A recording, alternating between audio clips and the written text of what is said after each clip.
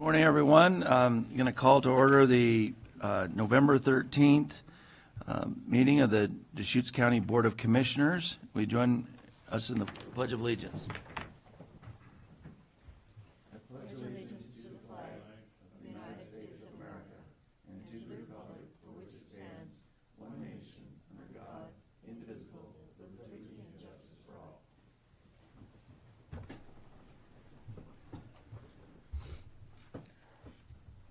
So this is the time we have for citizen input. If there's anyone that has input on anything that's not on the agenda, fill out a blue sheet over there and give it to Sharon and we do it. But if you haven't done that and want to give citizen input, now's the time. So seeing none, we'll move on to the consent agenda. We're going to pull item number 2 from the consent agenda because I believe the participants in that loan conversion are going to be here at 10 to say some things. So we'll pull that and approve that at that time, I guess.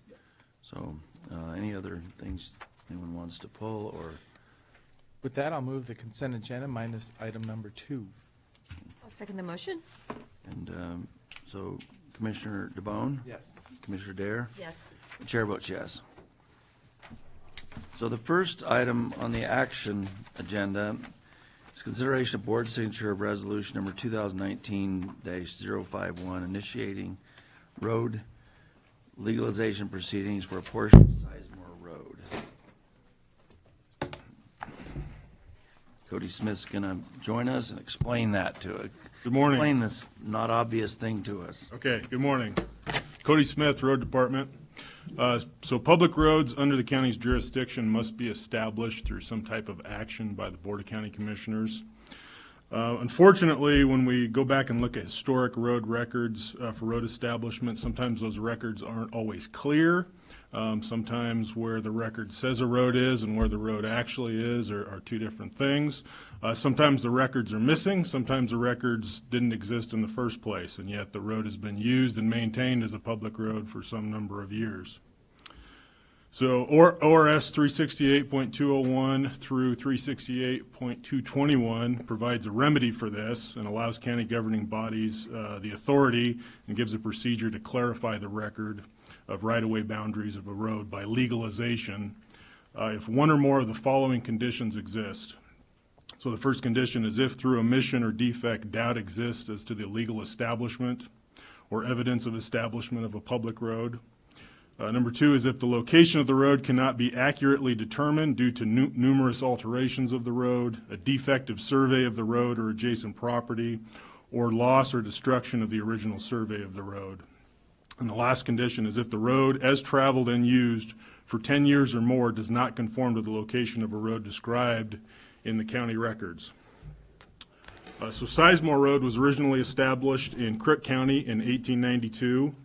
The road was realigned as part of the Tumalo Irrigation Project in 1913 and 1914 to make way for the proposed reservoir that ultimately didn't hold water. The state of Oregon, who had taken control of the project, did not establish a right-of-way for the realigned portion of Sizemore Road. Crook County had begun establishment proceedings for the road in 1914, but the proceedings were not completed prior to December 13th, 1916, when Deschutes County was created, and the proceedings were abandoned, most likely inadvertently. Road Department's completing plans for the Sizemore Bridge Rehabilitation Project. Plans for that project are about 90% complete. We are anticipating bidding that project out in January of 2020. There's a approximately 1,400 foot portion of Sizemore Road that contains the bridge where there still has not been a road establishment completed. The subject portion of Sizemore Road was constructed by the state of Oregon and financed with public funds through omission by the state of Oregon during the construction of the subject portion of Sizemore Road and by Deschutes and Crook County during the creation of Deschutes County from a portion of Crook County. Doubt exists as to the legal establishment of the subject portion of Sizemore Road. The subject portion of Sizemore Road, as traveled and used by the public for the last 105 years, does not conform to the location of the 1892 Sizemore Road. So this portion of Sizemore Road is a candidate for legalization under state law. So before you this morning is Resolution 2019-051, which will initiate these legalization proceedings. Upon adoption of the resolution, a public hearing will be set for December 18th during the Wednesday board meeting. Between now and then, Road Department will send notice to adjacent property owners of the hearing and the proceedings, prepare a survey of the road in its current as constructed location, and prepare a report with further background information that will be shared during the public hearing. Then at the hearing, the board will consider an order to legalize that portion of Sizemore Road, which will effectively clarify the record on the establishment of that portion of Sizemore Road. One question I have is, how much land are we talking about here? Is this a 3 feet readjustment that was 20 feet, or is it half mile, or what? I haven't seen a map of this, and I guess. So, and again, during the hearing, I'll have a whole presentation to kind of explain the whole history with some figures of how the road was aligned. So in general, the road was moved several thousand feet. So Sizemore Road, the original alignment of it coincided wherewith the proposed reservoir was with the Tumalo irrigation project. So the road would have been inundated had the reservoir actually held water and worked. So the road was moved several thousand feet. So it's a big difference. Yeah, various pieces of that relocated road have been established through different actions by the board. Some portions were previously legalized. Large portions of it where it crosses BLM land were granted. Right-of-way was granted by the BLM back in 1991. But this is kind of a straggler here, and it happens to be the piece that contains the Sizemore Bridge that we're going to be rehabbing next year. And how long is this piece? About 1,400 feet. Quarter mile or something? A little over a quarter mile. So this is an existing section, people drive on it, been driving for 100 years, but it's not documented as a public right. That's correct. So it's the road, there's no paperwork behind the road. There are records of the road. There isn't a firm establishment of the road. So the Crook County Commissioners' journals have, the beginning of the proceedings for legalizing the road. Effectively, it just got dropped. Certainly, the Tumalo irrigation project, there's lots of public documents, lots of documents on the record regarding the construction of the road. The original establishment for Sizemore Road, and there were some subsequent reestablishments of that road prior to the irrigation project. Those are all on the record, but there isn't a record of establishment for this portion of the road in the location it exists today. 100-year housekeeping effort. Huh? Yes. That's wonderful. Any questions? This is a bit like Six Corners. That was when we were still Crook County, I believe. And did we not approve the bridge actually being rehabilitated? Isn't there? So the board has approved it in our current fiscal year budget. You approved the contract for the design of the rehabilitation project. We're still designing the project. We'll be putting it out to bid here in another couple months. So. Okay. So, yeah, you've certainly have approved portions of the project. But And the bridge did last for over 100 years. bridge was completed in 1914, yeah. So that's good to know that at least it was solid, just not in the legally not in the right spot. So no, this seems appropriate. So this will set us up for a hearing on the 18th. That's correct, December. December. Do you anticipate any opposition to this? I don't. So there's two property owners affected here. One's Tumalo Irrigation District, who also operates the dam underneath the bridge. The other one is the Hudson Family Trust, who I've spoke with the Hudsons about this. They're well aware that this is coming. I certainly anticipate they'll be here and probably offer comments, but I don't anticipate in general any hostility or opposition towards the legalization. Okay, good. All right, then I seek a motion in support of this resolution. I move we have board signature for resolution number 2019-051, initiating road legalization proceedings for a portion of Sizemore Road and the Sizemore Road Bridge. I'll second it. Okay, any further comments? Commissioner Dare? Yes. Commissioner DeBonne? Yes. And the chair votes yes. So thank you for Thank joining you. us. Thank you, Cody. So the next item on our agenda is discussion of this solid waste management plan, and so we're joined by Tim Shimke to go through this, I guess. Good morning. Tim Shimke, Director of Solid Waste. With the anticipated closure of Knott Landfill in 2029, we embarked on a process to ostensibly determine what we're going to do for disposal after Knott Landfill is full.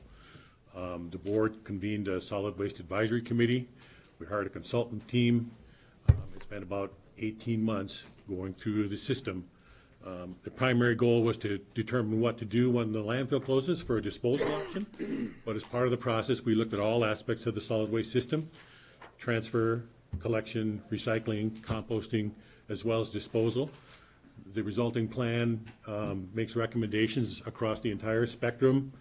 On the disposal side, the three main options: either waste-to-energy plant in the county, transporting waste long haul to Columbia River Gorge, one of the big landfills there, or siting a new landfill in the county.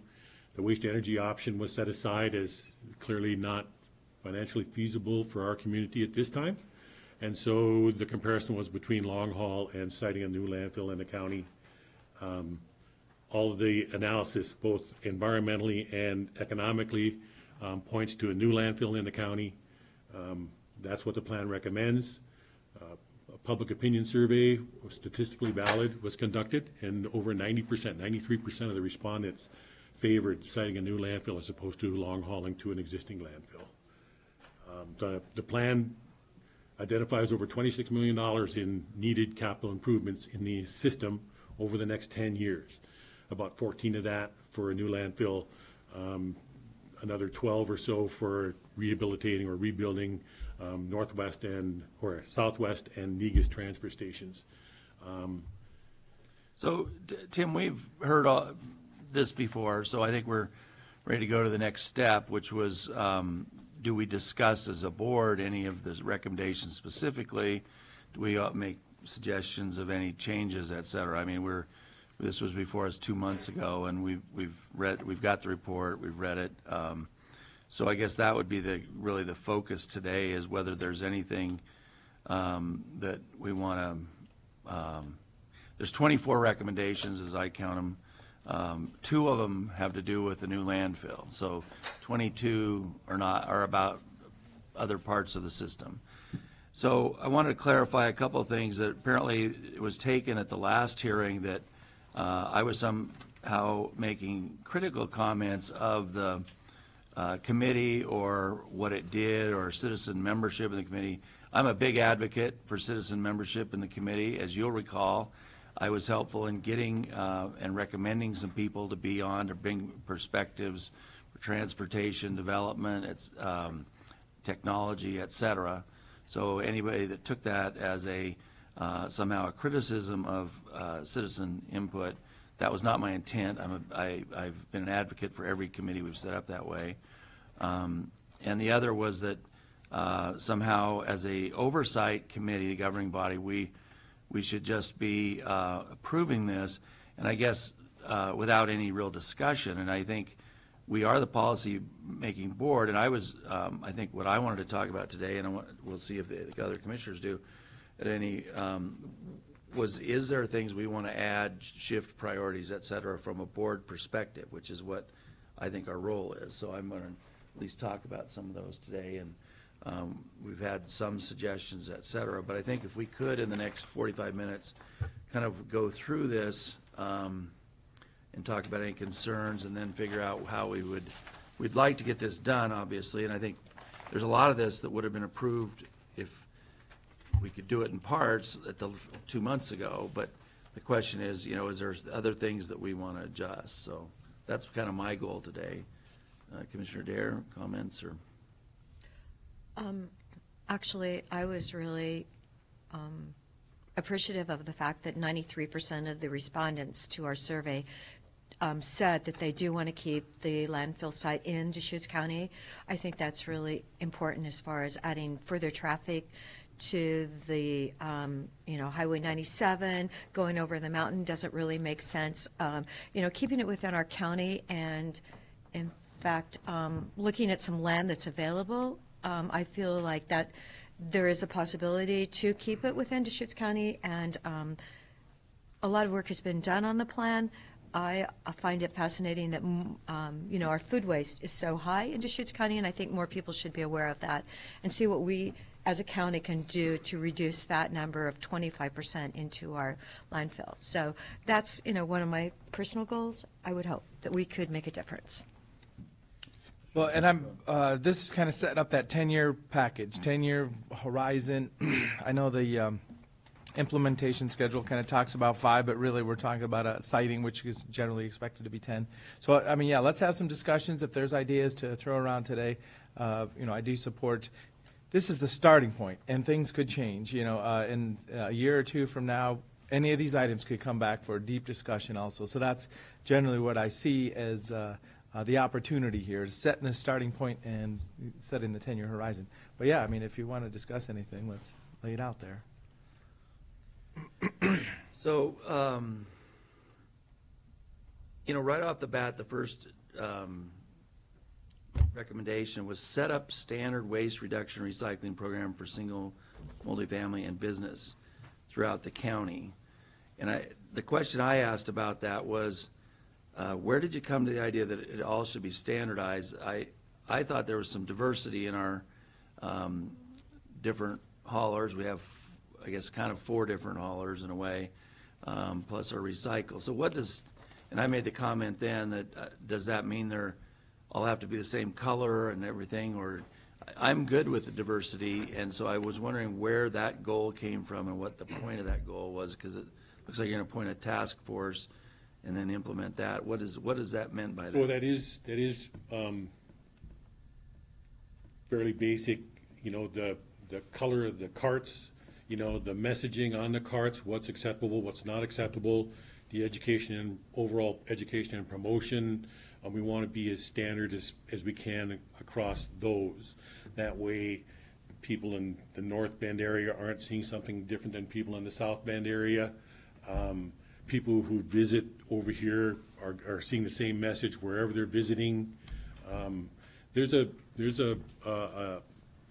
They're working at the state level, DEQ, on the same issue to try and standardize the messaging and the promotion, so that people are hearing consistently the same thing, seeing the same thing, same opportunities, hopefully. So it's the educational process as well as the program.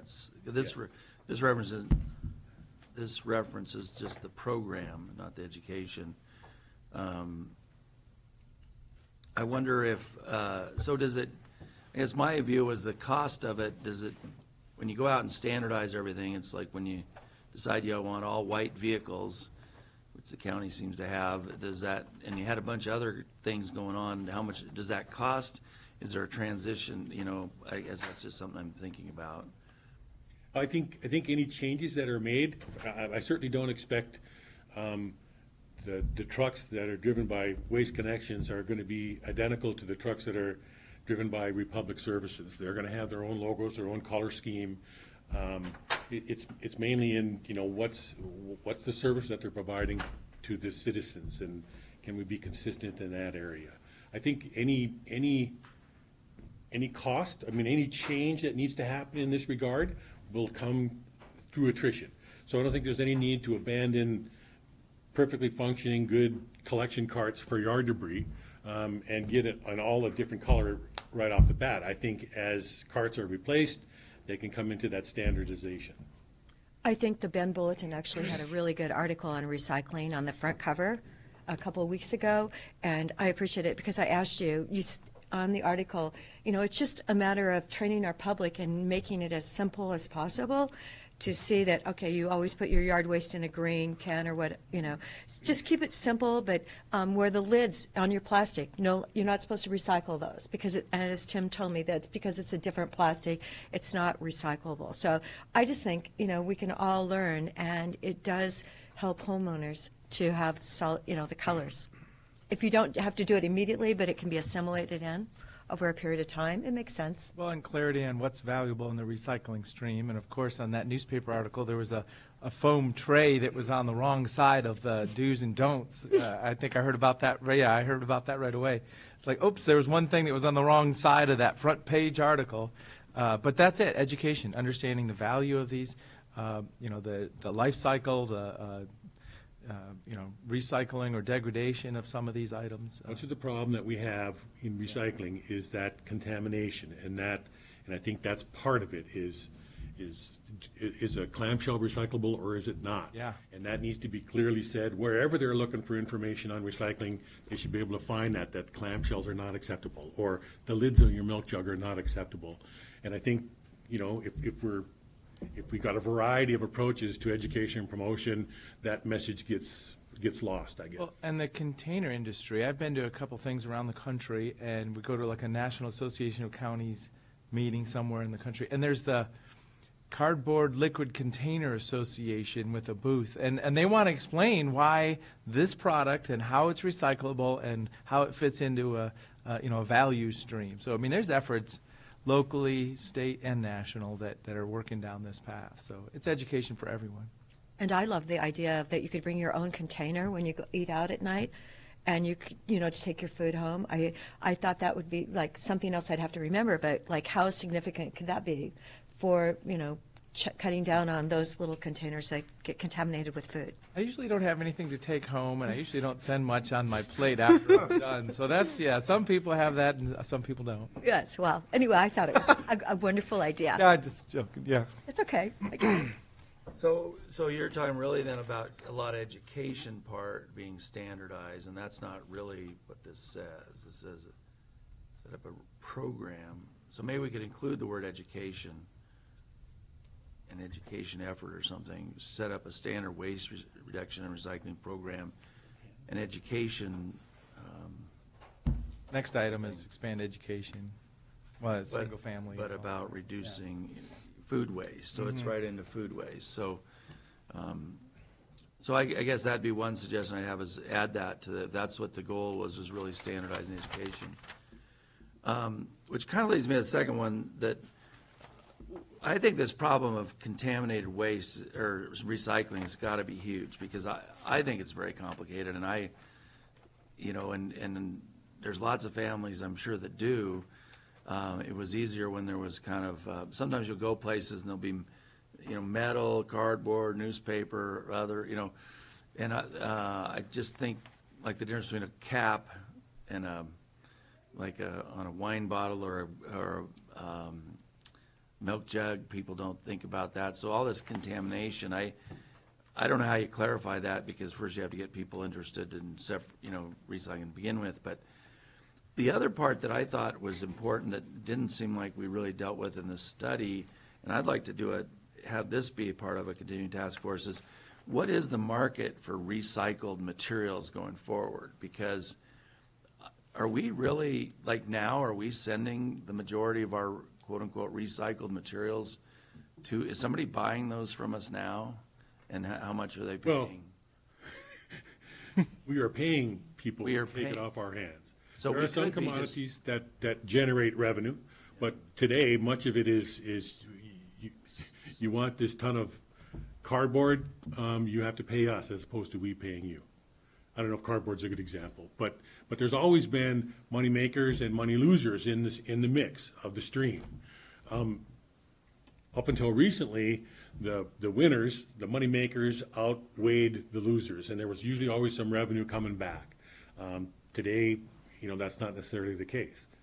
Well, see, I'd like to understand that better, and I think if we have a task force, it looks like there's a task force suggested on a couple other issues, that would be a great topic of what's the future of recycling, because at some point, it doesn't make sense to pay, $100 a ton to recycle something when we could just put it in the landfill. I mean, we've got or that's at least a discussion point. And it's very unclear to me with the changes in the foreign markets, what that is. And so that would be something that I think would be a valuable thing if there's a task force going forward, is that issue of should we be trying to recycle everything regardless of cost, or should we be just recycling certain items? So that's a valid point.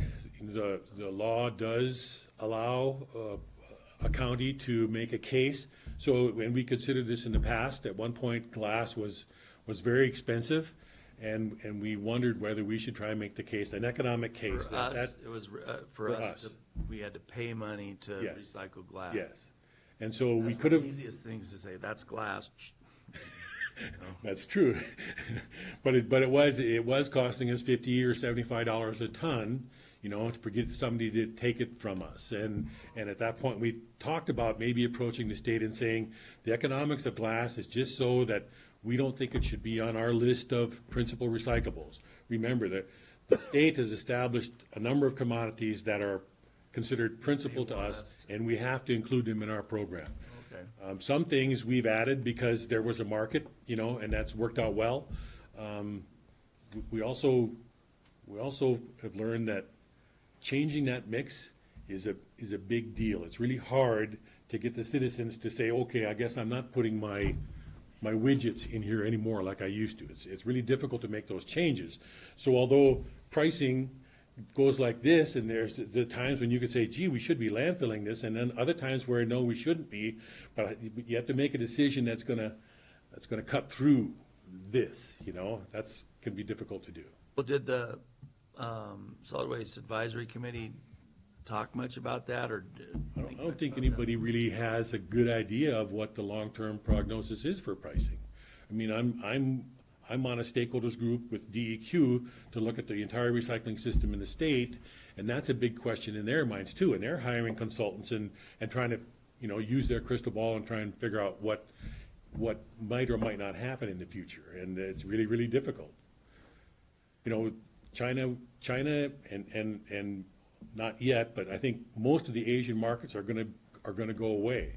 So this country is scrambling now to try and establish, processors and users of this recycled material locally.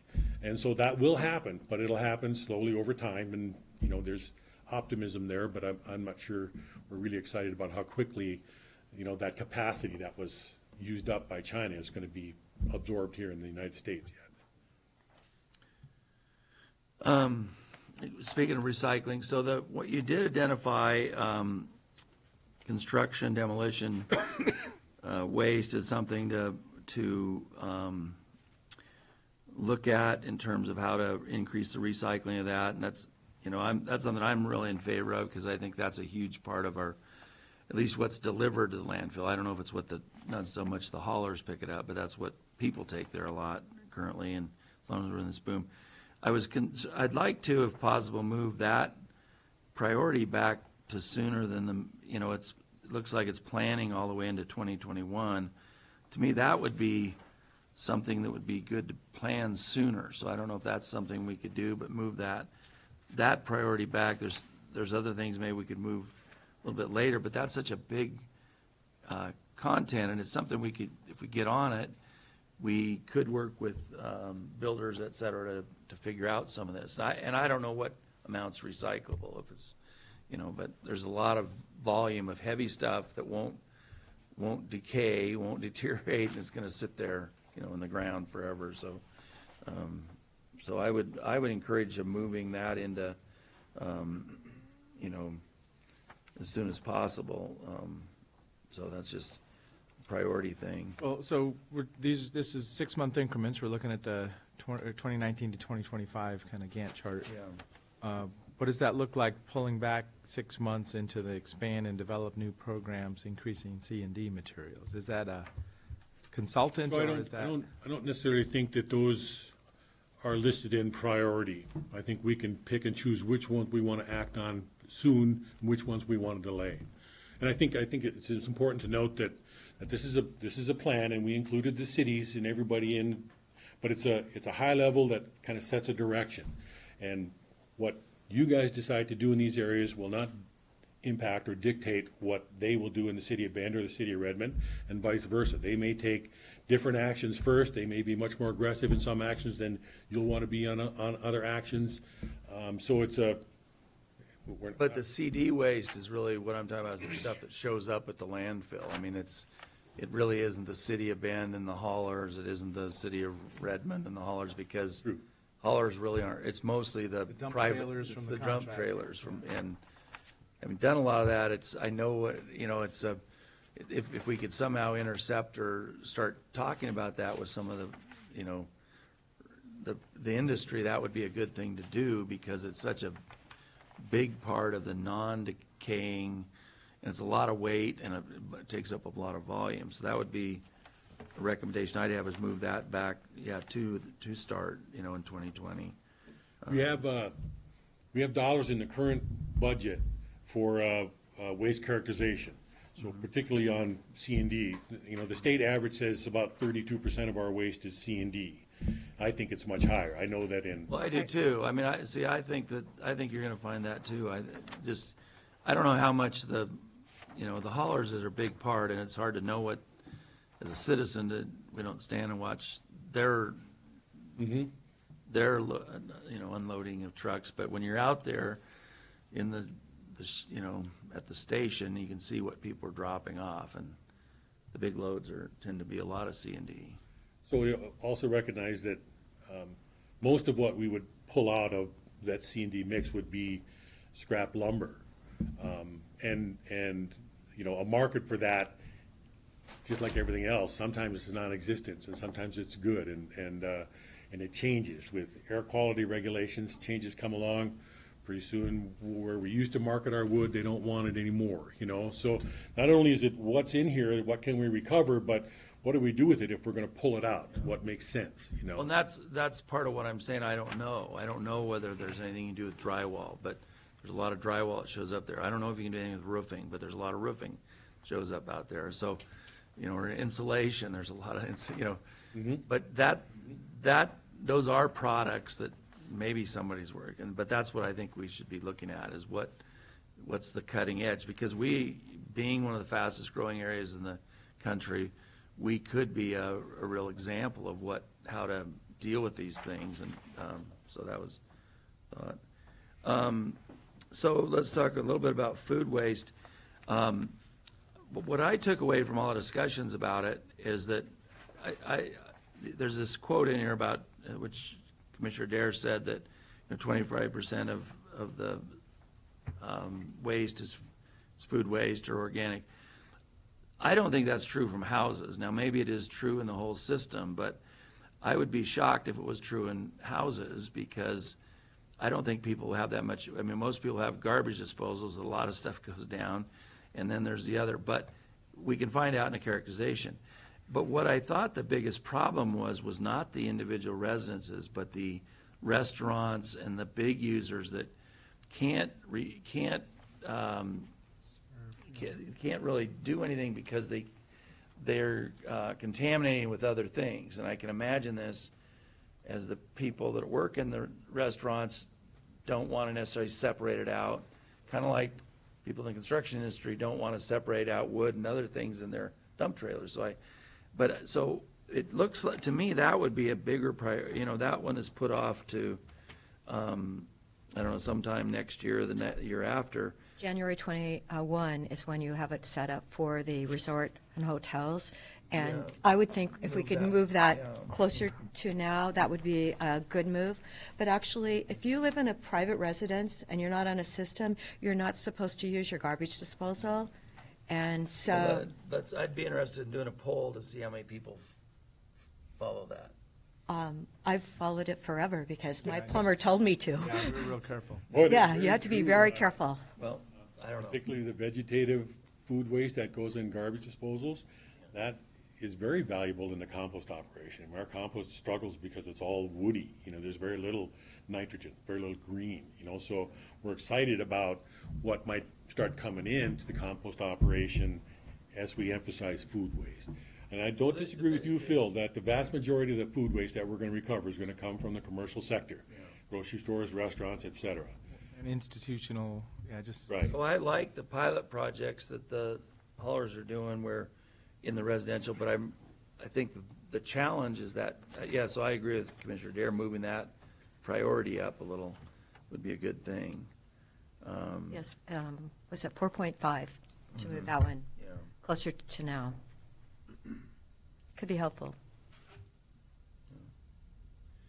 And then something that Commissioner Bone, you brought up about the issue of privatization, and we have that whole addendum. One thing we could do is add a 7.3 that kind of summarizes that in a sentence, and references or something, like, look at options for privatizations under landfill, that's the landfill disposal options.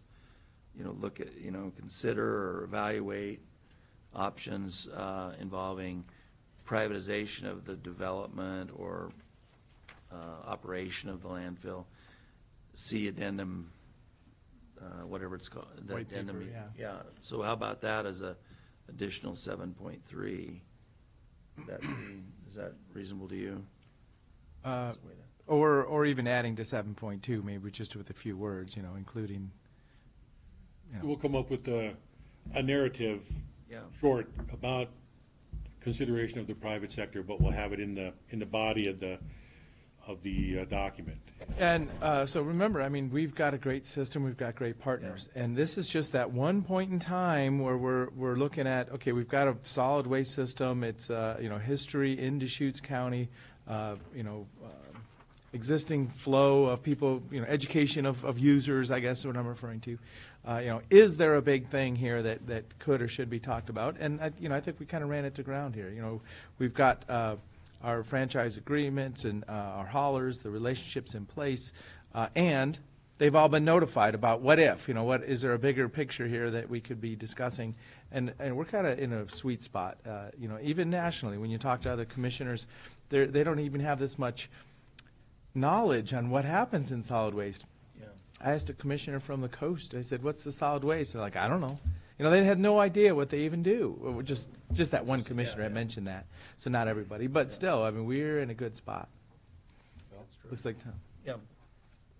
Yeah, I appreciate the comments. I would suggest I kind of support Commissioner Henderson's idea to make it 7.3 a standalone. Certainly 7.2 is something that we would look at privatization in terms of the new landfill, the process for siting and so forth. But I think based on our historical practice, we've looked at privatization for each of the service components of the solid waste operation, and we would, obviously commit to continuing to do that as a standard protocol, when we're evaluating any significant change in how a service is provided, any component piece of new service or so forth. So I think having it as a standalone recommendation, generic to the entire operation, makes sense. Maybe we can come up with something like that. I happen to agree, having it a standalone also. I'm someone who has recycled my whole life. My grandmother recycled. My family was born in the Depression, and I've always thought I train my children about it. I just think it's an important way to be, and I love your analysis of like building materials. What can you do? And I know looking at them, it's really difficult because we have like JTS, the shavings company in Redmond. Are they ever equipped to take like the leftover lumber? They do pine and fir, shavings. So could it be incorporated into their system? I know what they're burning in Lake County for that. That's a different issue than that's hauling. But, what could JTS do to work with us? Yeah, and that's fine. No opposition here. It's a reminder that our system, has those opportunities to ask. Any other, so that's all the comments I had, really, so it seems like there's not too Okay. many. So just to clarify, because Phil, when you talked about the privatization, you seem to be focused on the landfill. Well, suggesting- well, that's, yeah, so 7.3 is about landfill disposal, so I was thinking about it with regard to privatization of the development of it or the operation of it. I agree with what Tom is saying about, well, we consider that in all areas. And so I don't know where that might We go were somewhere thinking that else. we would add a recommendation in the chapter 8, which is administration. So then it would talk about, in general terms, we like to consider the private sector, at the various points in the timeline where that makes sense. When we're making a large capital investment, we'll want to consider that. Or a large change in how the operation happens, we'll want to consider it at those kind of points. Yeah, that would make sense. So create an 8 for that. Okay. Okay, so I think it seems like we could come up with some of these adjustments, et cetera, and we could probably come back we've got a meeting the next Monday, and then we have a meeting the following Monday, so maybe the following Monday. Okay. do a final. It sounds like there's 3 recommendations. Move 2 items back by 6 months, or maybe 1 by 6 months or whatever, and add an 8 point something. I mean, I'm just Right. proposing, can we get there today? 8.5? Well, if we have the wording. Because, I mean, it's kind of a ceremonial point, getting this thing concluded. So I'm just advocating that if we can do that, this is the starting point of a 5 and 10 year. Well, I have so I have a suggested wording in 7.3.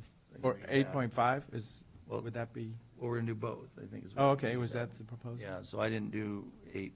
8.5 is for considering privatization of other points along the line. Well, and I was thinking 8.5 could say all aspects.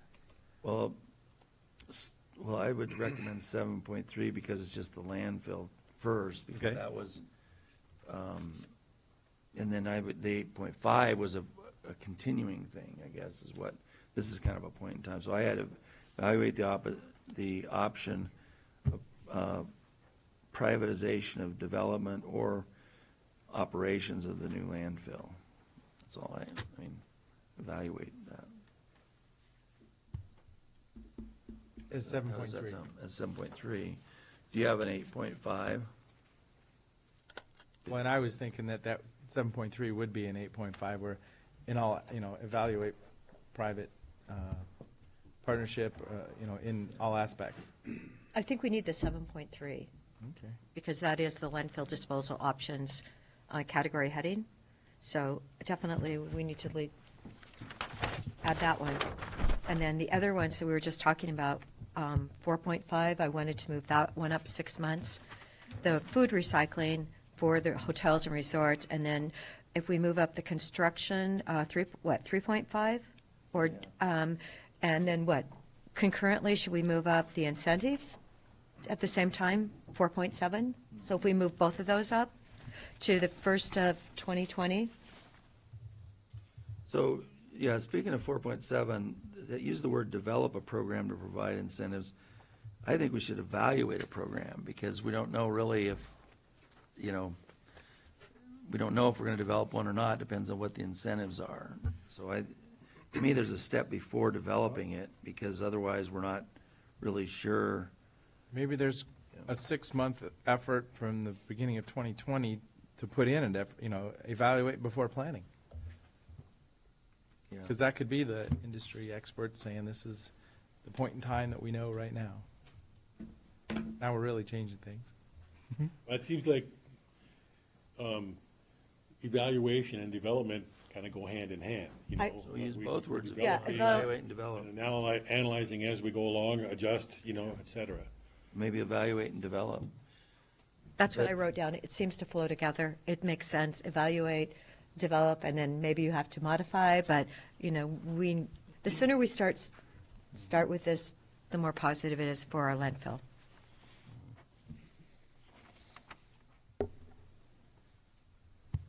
Well, now it's getting a little bit more changes than the 3 I was thinking we were at. Well, 1, 2, 3, 4. And Commissioner Henderson's proposing another statement under administration for all. Well, I didn't propose it. Oh, well, Tim did. What would, What- Tim, what what was your statement for 8? we're getting there. I had proposed to address privatization wherever we Yeah, want to and that's consider it what I- as a recommendation in the administrative chapter, chapter 8. Yep. We'll have a That's where I statement in there that says, and basically you saw the memo that I wrote up. We'll take the gist of that and say, here's where we want to start, or where we want to consider privatization. So that's where we would reference, in 8.5, we would call it out and then reference the addendum, or C addendum, Yes, whatever. it'll still be an appendix, but we'll talk about it in a recommendation in chapter 8 and reference it. Well, I think it's good to have it there twice. We have food waste in here 7 times. So, Because it's a big problem. yeah, so I think it's good to have a second about privatization. So let's see, how would we say that?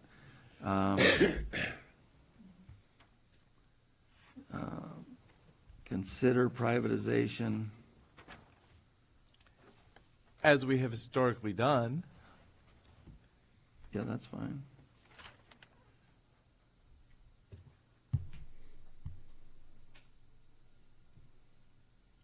We consider privatization.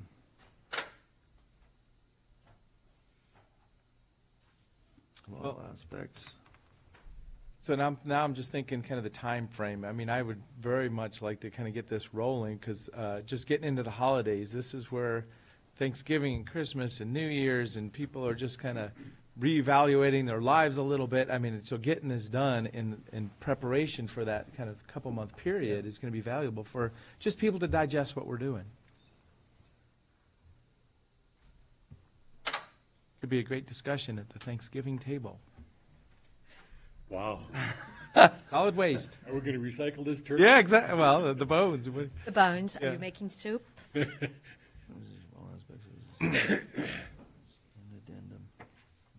Are you wrapping your presents? You know? But I'm referring to not slipping through November to December and January, because this could slip if we're not careful too. Privatization of all aspects of this. Reference to addendum.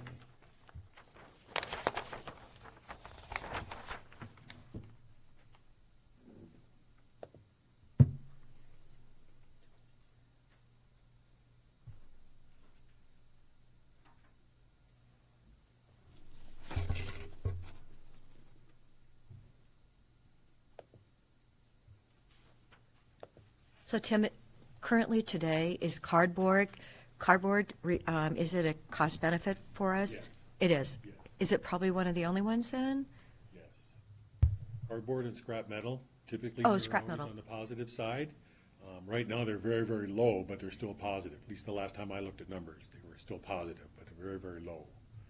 And so, we. And then it's a function. What about newspaper? What about the paper? Newspaper is- we're seeing the volume of newspaper in our It's mix going- it's really- slowly. yes, it's There's a- very little of it in there anymore. People don't buy and read newspapers anymore. They get their news Online. and that's I mean, it's very clear in the industry that that's happened. And it changes a lot of things. So our commingled mix, we send it over there. Every so often, they pull it apart and they say, okay, this is a percentage of cardboard, newspaper, et cetera. And that's how they come up with their pricing, and that's changing. The newspaper is a much smaller component of the stream than it used to be. Changes the weights for hauling, because it's typically a heavy product. Right. We notice that when we're bringing our recyclables in from Redmond, that those bins are full, but don't weigh near as much as they did 10 years ago, because of the mix that's in there has changed. Yes. So here's a suggested 8.5. Consider privatization of all aspects of the solid waste system as referenced in Addendum A, and has been the practice of the Deschutes County solid waste system historically. Okay? Does that work? Okay. Yeah. Capture it? Great Okay. statement. So we've got a 7.3 and an 8.5. We've moved a couple of the timelines.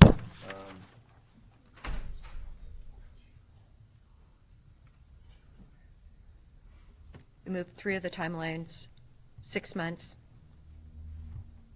So, Oh, so I have one other suggestion under 4.1 about the residential food waste. You're continuing the current program for 2 years. It's it seems like at that point you would do some kind of study of it, you know, a little, be an item to see how it's working, because that's really the question with residential, and there's nothing, it just says implement full program. Well, aren't you gonna look at it, because I guess I would think we'd look at it somewhere after we've done it for a couple of years. Well, 4.8 is characterization study. It'd probably include Well, in- 4.8 though, right above it. yeah, but that's characterizing what kind of waste comes in. That's a study of how you break it. That's different. Let's kind of confirm, do we have 25% food waste in our overall mix, or is it higher? I think, like C&D, I think food waste is higher in Deschutes County, just with all the tourism and all the restaurants we have. I think that it's a bigger portion, maybe not in the households, but in general, you know, and so that's one of the things we want to confirm with the waste characterization study. Is it possible to separate the household amounts from the commercial amounts? I mean, do different haulers pick up different places?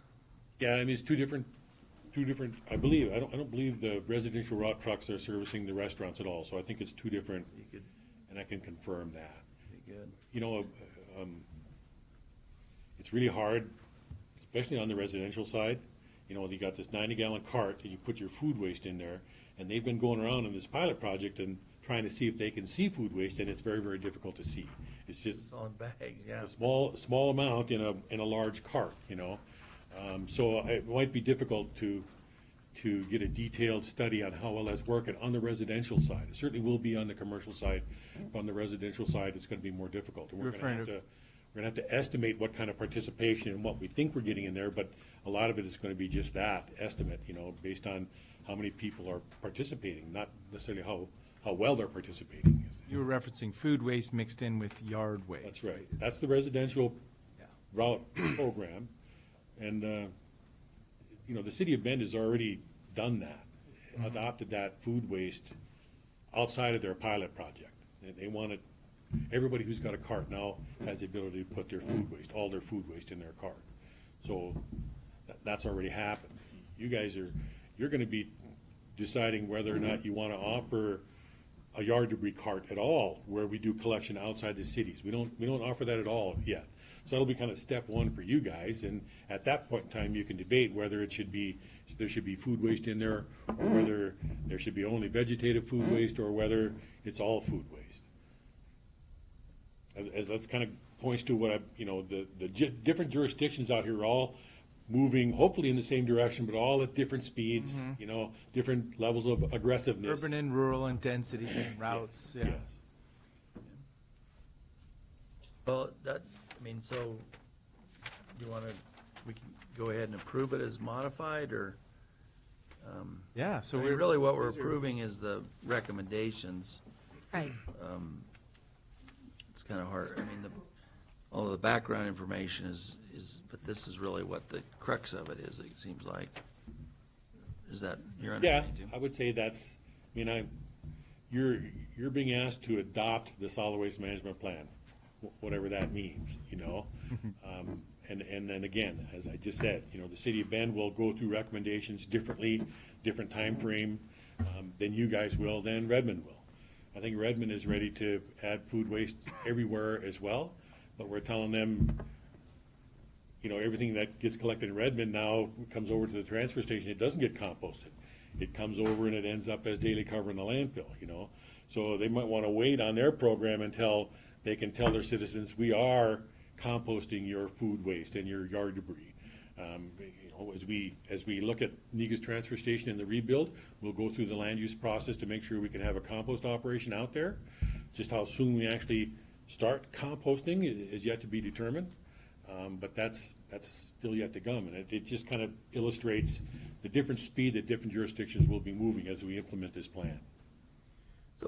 So is this heading towards a mandatory program, or is it voluntary at this point, or, because I didn't realize the entire city of Bend, I thought Well, one of the haulers had started a program, and they were actually identified houses that were kind of signed up for it to see how it works, and I didn't think everybody. both Cascade in South Bend and Bend Garbage in the North Bend had one route that was on a pilot.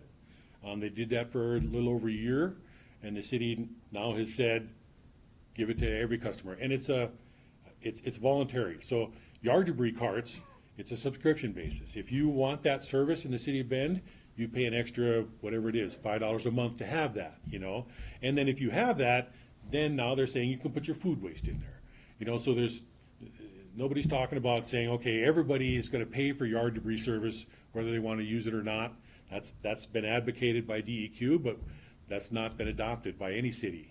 And I don't know if the city of Bend would get to a point where they wanna do that or not. The City of Portland, I think they have a separate container for food that they pick up. That's what my I think they do. brother-in-law do. It's not mixed with, you're not doing the composting, somebody else, the city is. They're picking it up once a week, and that's how it's explained to me anyway, so I don't know. So it's not the integration at home, they're saying, they're actually putting that a priority over the other waste, is kind of the way they're doing it, but, okay. So I think we can get there. Don't you think we can? Yeah. Yes. Good. So I will move approval of order number 2019-040 and order adopting the 2019 Solid Waste Management Plan and directing the implementation of said plan with proposed edits to the Gantt chart, basically, is I think what we did. We'll write the recommendation in Chapter 8. We'll make the adjustments on the timeline. They'll all be very clear, the adjustments we made, and we'll bring those back to you before we actually incorporate them into the plan. Okay, sounds good. So the order, yeah, could be approved, and that was seconded. Okay. So with the amendments, I'm supportive of it. A lot of good work by the committee and the leadership, a lot to work on. So. Special thanks to the Solid Waste Advisory Committee. You know, there's the history of kind of having to stop that whole process for a period of time, and now we've started it again. So this is that work product. We all agree that we're going to move forward in the next 5 or 10 years. We'll get great things done in solid waste. This is at least in the solid waste world, this is the biggest decision you guys are going to make. And I really appreciate the thought and the concerns that I've heard, your assistance in getting this done. I appreciate it. Thank you. Okay, Commissioner DeBonne? Yes. Commissioner Dare? Yes. And Chair votes yes. Thank you. Thank you, Tim. Thank you. I was 10 years younger, I'd do a cartwheel, but I'm beyond that. Okay. Yes. A We cartwheel? can all help with it, maybe. Do it on your motorcycle. Yes, please. There you go. Not. Okay, so our next, we're going to interrupt before we move on to our 10:05 item. We're going to have the representatives of Medline and Redmond Economic Development, come up and talk about this conversion of your loan to a grant, which is a sign of success in the program. So thank you for coming today. Thank you, Commissioners. For the record, John Stark, Senior Director of Redmond Economic Development, and with me is... Steve Bettis, Vice President of Operations for Medline Renewal. So before you today, I think as part of the consent agenda was a conversion of the loan to a grant for Medline, which effectively in about 2015, we executed an agreement for a $28,000 loan under the Economic Development Loan Fund that Deschutes County has to create 28 jobs, from 150 to 178 jobs, for a total of $28,000 in terms of a loan. And should that company create those jobs and maintain them for 12 consecutive months, the loan is then converted to a grant and not repaid. Under the program, it's typically a 3-year program, but Medline had some delays going into the project in terms of construction delays. Didn't allow them to get into this larger facility until a time in which that delayed their job creation. So we asked for an extension of the maintenance period about a year and a half ago, and which was granted, and it's still the Medline was just a little bit short, but since that time, the end of the maintenance period, March of 2019, they were required to be at that 178 jobs, they actually exceeded that by 23. So it just took them a little while to get going, but you'll find today that the employment at the facility is actually 49 jobs more at 227 today than what we had originally anticipated. It just took them a little while to get into the facility, use up that capacity, and add these jobs. And the intent of this program, since its inception, is to demonstrate flexibility, but in the end, create jobs, and that's exactly what this program has done. So with me today is Steve Bettis, as I mentioned, or he mentioned in introducing himself with Medline. I'll let him talk about kind of how the program worked for him and whether it was valuable or not. Joining us. Yeah, good morning. Thank you for having me. You know, I think the importance of the program was really the incentives that were presented to Medline when the opportunity came to either move the business or to, put a stake in the ground and build a building, locally.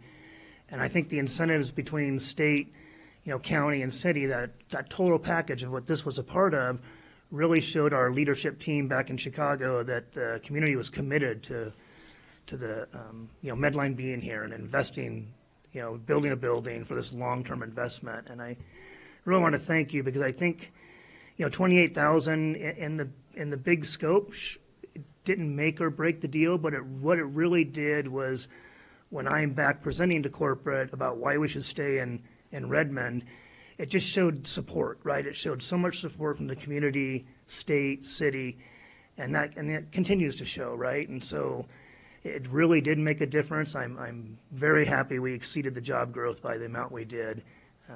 And I just wanted to say thank you. It made a big difference.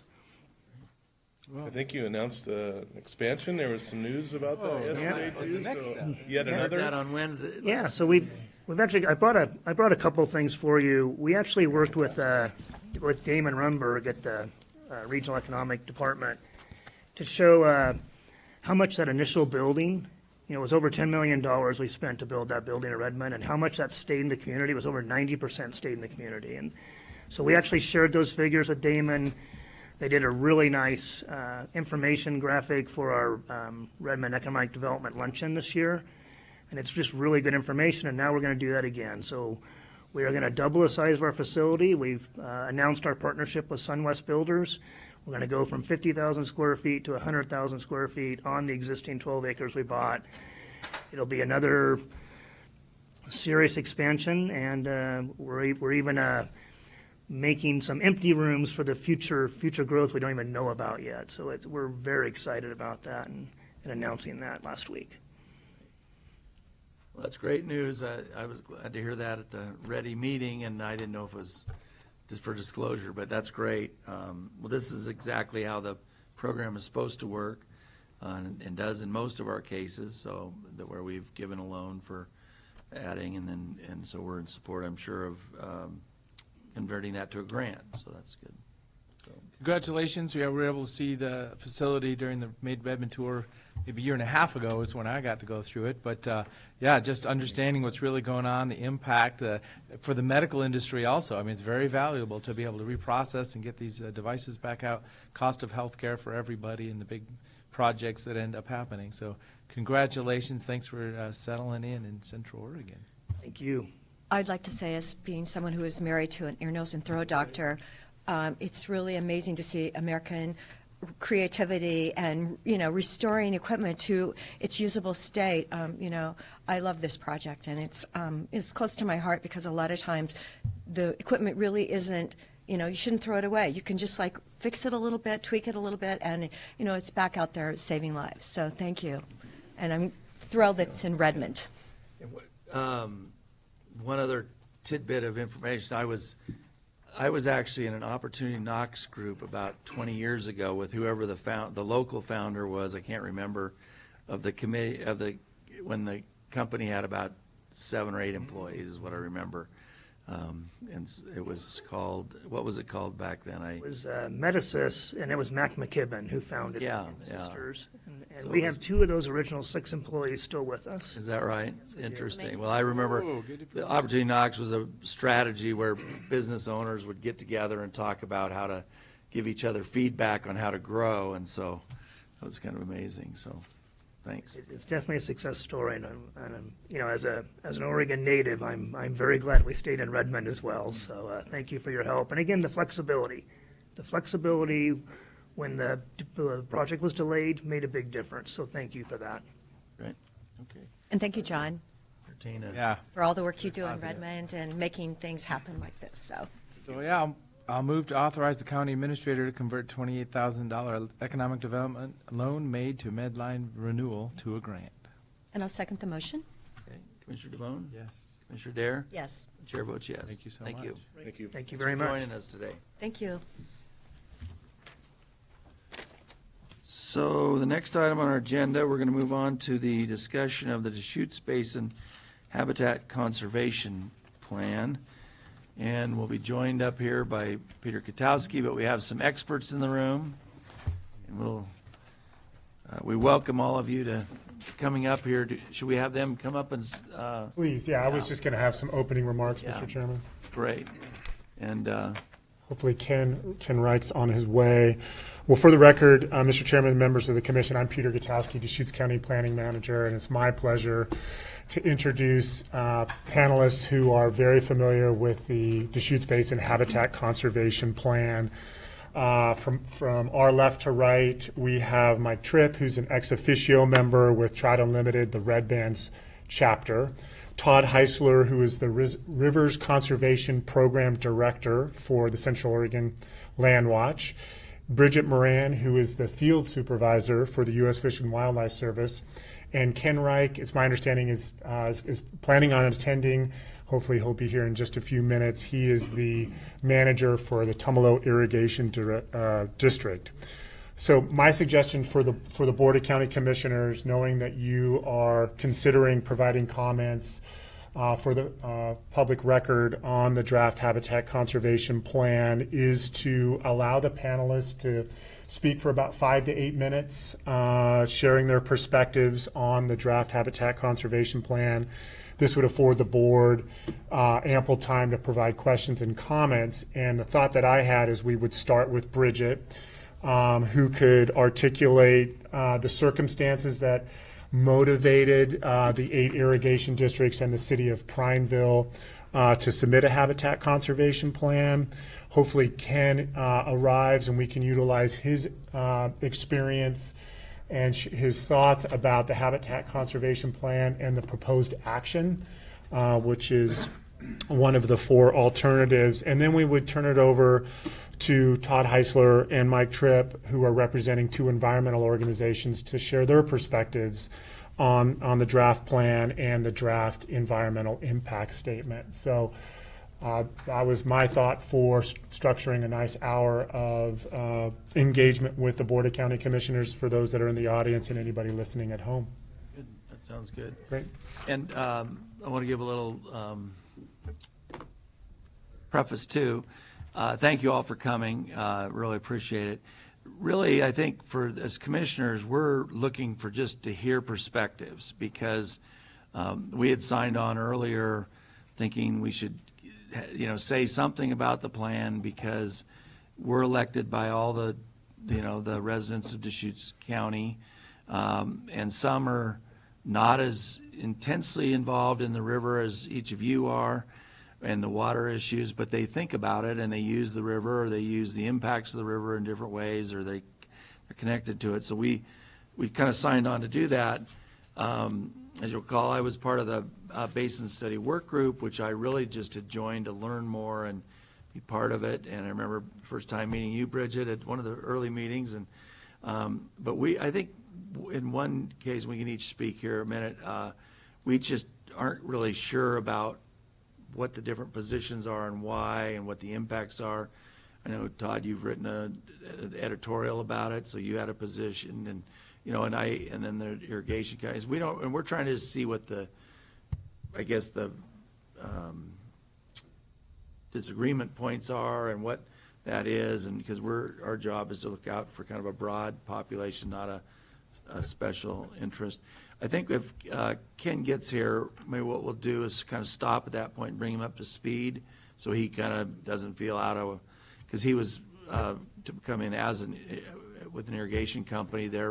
they're already piping most of theirs, and so they're not really, I guess, as affected by the future plan, but he at least knows that world.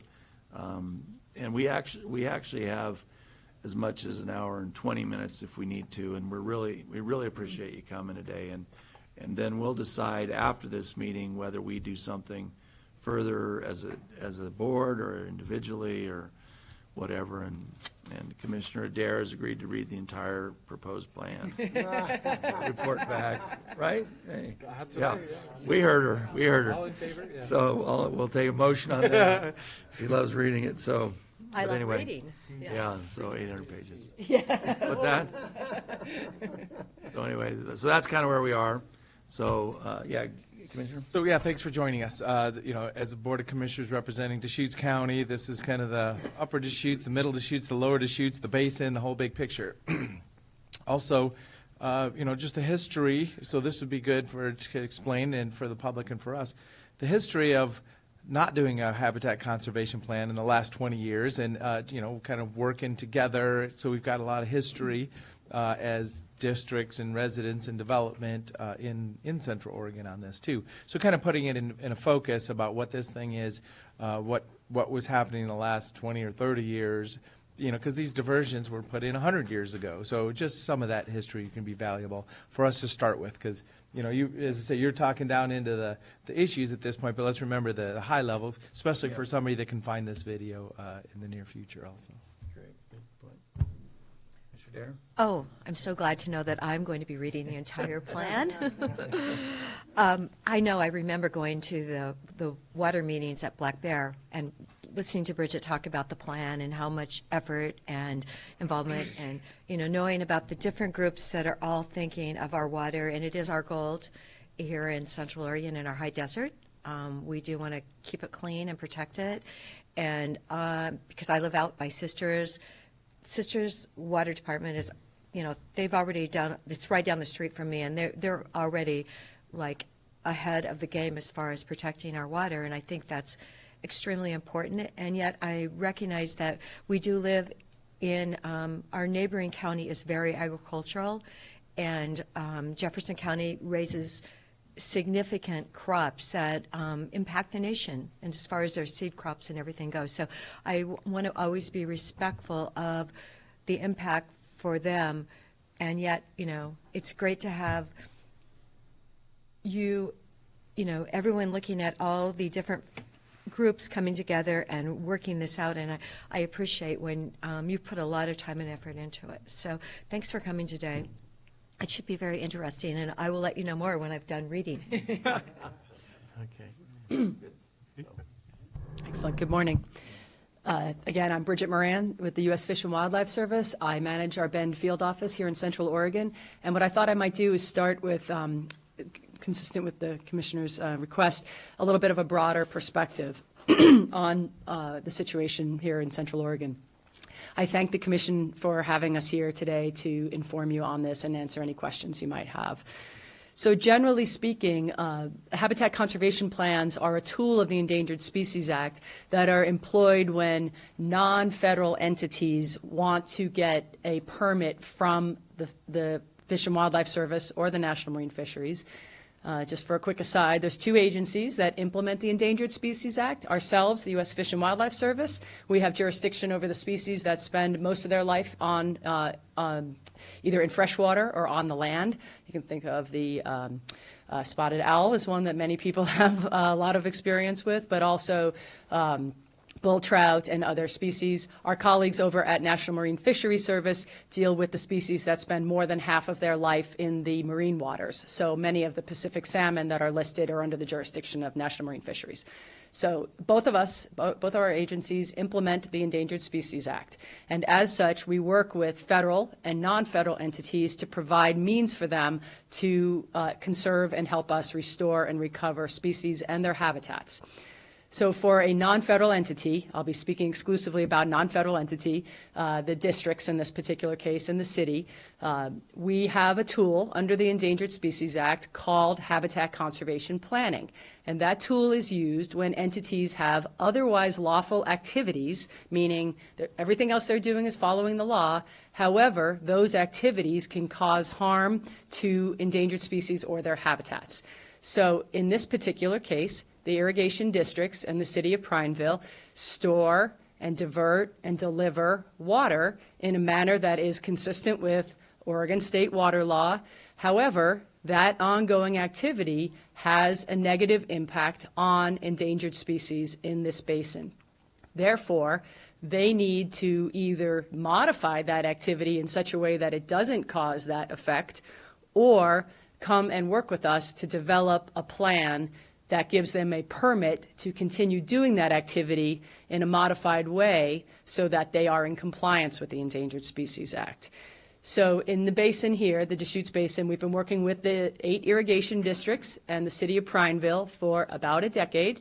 The U.S. Fish and Wildlife Service has provided $3.6 million of habitat conservation planning assistance to the Deschutes Basin Board of Control. That's the entity that the districts have formed to work collaboratively on this plan. The districts then have hired a consultant.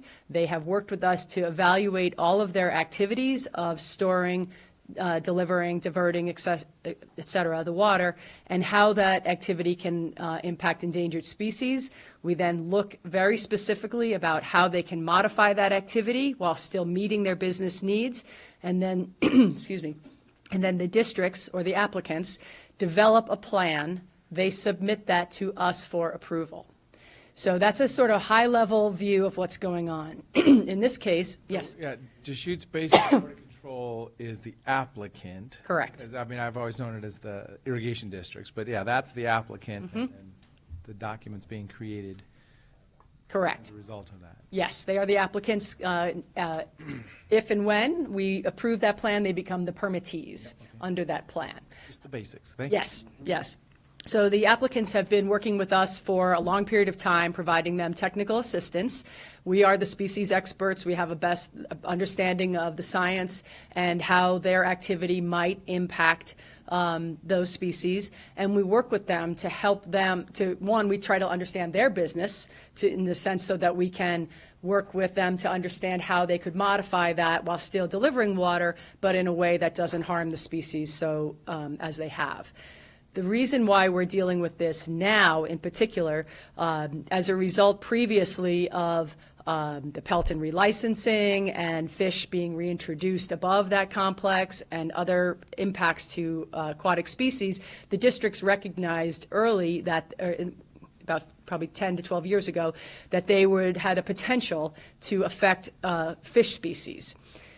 Concurrent with that, the Fish and Wildlife Service was also in the process of evaluating whether the Oregon spotted frog needed to be put on the endangered species list.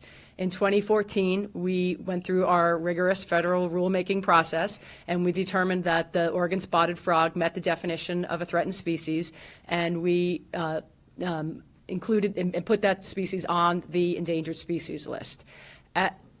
Stupid question, but so we've had this discussion about the Oregon spotted frog.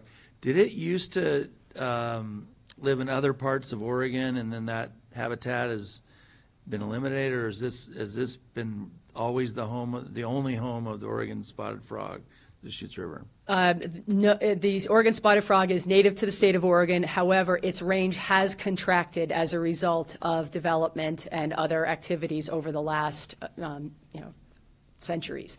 So we had the spotted frog initially, its range was from southern British Columbia to northern California, and it predominantly lives in wetlands and adjacent to riverine habitats.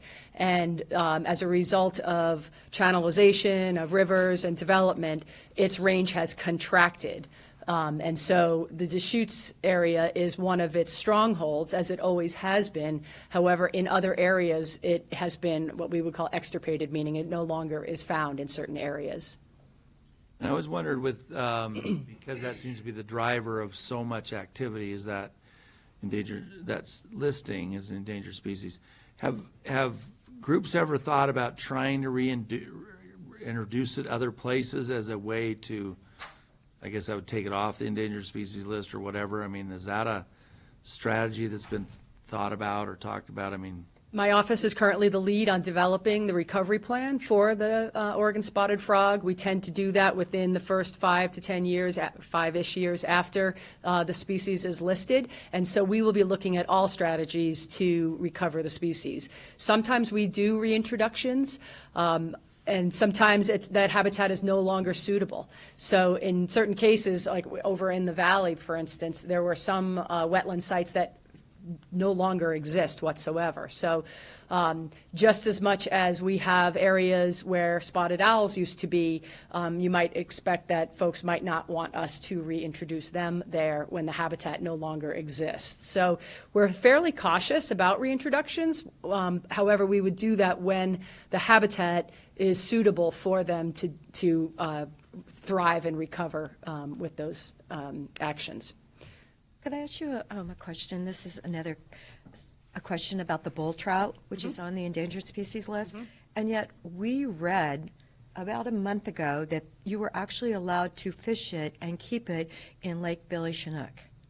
It was in Yes. black and white print, and I'm going like, Yes. anyway, Yeah, That is true? That is true, and that can be very confusing to the public. Yes. I understand. I was, and commissioners also. Yes. Really. I would also point out that many of our Pacific salmon that are listed under the Endangered Species Act also have fishing seasons for them broadly. Those fishing seasons are all constrained, excuse me, to such an extent to not impede the recovery of those species, and would only occur in areas where there is sufficient quantity, if you will, that would that from a conservation perspective, that might be considered a threat, and that threat would not impede its recovery. There are, you might recall that we considered listing the greater sage grouse not that long ago. Some states, including Oregon, still have sage grouse hunts. And so it is not completely inconsistent, even though it might be a little confusing, and I can understand your confusion with that. However, when those seasons or fishing limits are established, they are within the constraints of a recovery plan that exists for the species, as well as addressing it, how its overall conservation strategy is designed. Okay, thank you for clarifying that. So spotted frog, you mentioned 2014. So it went from threatened to endangered? Is that kind of the official? No, it went from being a candidate for inclusion on the endangered species list to now being a threatened species on the endangered species Oh, okay, list. so yeah, it's Yeah, we have sort of a. It was a transition at that point. Yes, yes. Species that are, quote, on the list are either threatened or endangered. Threatened is the sort of first step. That means they are at risk of becoming endangered. And if it's endangered, it's at risk of becoming extinct. So it's sort of the first tier, if you will, of protection. threatened? It's threatened. And it's on the list. Yes, Okay. yes, both designations are on the list and bring with them the full protections of the Endangered Species Act. So when the frog was listed in 2014, that then became a much more focused impetus of the Deschutes Habitat Conservation Plan, in particular because the activities in the upper basin are highly impactful on the spotted frog, because the frog relies upon connection to the wetland habitats adjacent to the river.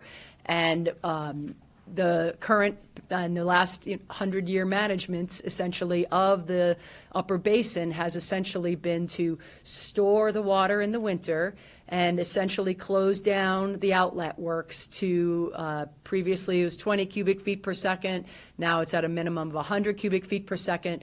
But in either case, none of that provides connectivity from where the river would reach the adjacent wetlands. So the frog is disconnected from its habitat. This frog in particular requires water for all forms of its life history. Some frogs have a terrestrial terrestrial phase, where they're bred in water and then they move to terrestrial habitats. The Oregon spotted frog is not. It requires water for all phases. So when it typically would be in its overwintering habitat, going into beaver channels or down into, like, burrowing sort of into areas of the river or adjacent wetlands, those areas have been dewatered. So we knew we had an issue, and so we've been working with the district since then to design a future flow regime that would step up in time and allow for the winter flows in the river to come up and the summer flows to come down, to essentially rebalance the flows out of the upper basin to align more closely with the life history needs of the species, while also continuing to deliver the irrigation water. One element of the plan I do want to point out, because I expect it'll be a topic of discussion, the plan is agnostic to what form of conservation the districts employ to deliver the water for the species. So the plan has to address the impact to the species. Our focus is the ESA listed species. So they've designed a plan that addresses those impacts. That is how we will make our permit decision, whether it addresses their impact to those species. Essentially, the plan we will quantify essentially what the effect is of their activity, and they have to offset that. That is the evaluation criteria essentially for how the plan gets evaluated. On that topic, so I thought this was primarily about the spotted frog, but then I guess in the summary we have, it said that there's about 5 or 6 other fish, and is that, so what do you, is there a priority of, well, it has this much effect on this and this much of this, and how does that work, and is that accurate? Yeah, there are 5 covered species that are part of the plan: the Oregon spotted frog, and then 4 fish species: the bull trout, steelhead trout, Chinook salmon, and sockeye salmon. Oregon spotted frog are the only species in the upper basin from the reservoirs to essentially the Whitewater Park in the city of Bend, and the covered fish species are essentially in the middle and lower Deschutes, including the tributaries of Deschutes and Crooked River as well. So this system, as we describe it, is what we call the ultimate pop-down, push-up system.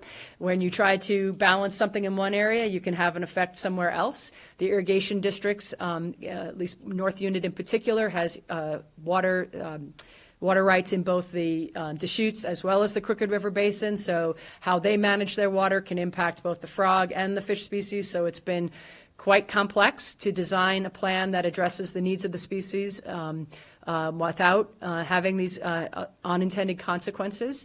But yes, the current plan requires flows to be released over time in all the basins. There's different flow targets all around. The one folks talk about a majority of the time are the flows out of Wickiup Reservoir in the winter, and those are specifically designed to address the needs of the Oregon spotted frog. However, they will have beneficial effects downstream as well to the other covered species. So are the 4 fish species, are those on the endangered species list as threatened, or, because I didn't think I don't know, but. So bull trout are threatened species. Steelhead trout have a unique classification. This is going to get wonky, so forgive me for those watching on video. Yeah. In the 800 pages. It's in the, yes, 871. Well, and let me skip for a moment. So sockeye salmon and Chinook salmon are not listed, and they are included in the plan so that if they become listed over the duration of the 30-year plan, they already are included. And that's a very common approach that many applicants will deploy is, oh, if this species is going to be listed, I might as well address it now so that it's included. So is that optional then? It's optional. The applicant? It's Yes. not something that. They've chosen to do that as, yeah. So there's the 2 unlisted species, and then there's bull trout, which is listed. Steelhead trout are in a unique classification above the pelting complex in that they are what we call under the Endangered Species Act a 10J reintroduced species, and that's just a section of the Endangered Species Act that we use when we are going to reintroduce a species in a particular area. And typically what comes with that is the full enforcement of the Endangered Endangered Species Act is not employed, meaning like for instance, you might have read in other parts of the Pacific Northwest there is a potential grizzly bear reintroduction being employed. Also, we did a bull trout reintroduction over in the Clackamas. And when we do that, we use this 10J section of the Endangered Species Act to essentially remove the regulatory side of the Endangered Species Act so that we can partner with communities to want the species in their geography without bringing some of the regulatory burden that some might perceive. However, I told you it's going to get wonky.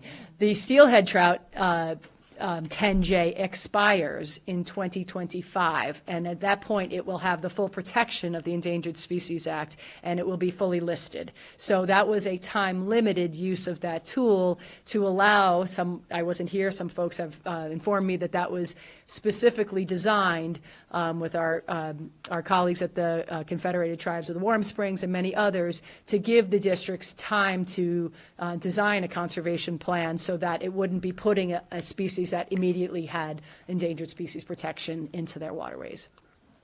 Thanks. Yep. So just one last piece on the plan. I mentioned the plan does not require the districts to use any particular tool to achieve the flows that they are committing to. It is an outcome-based plan that sets targets for them to deliver water at different times in different places across the basin.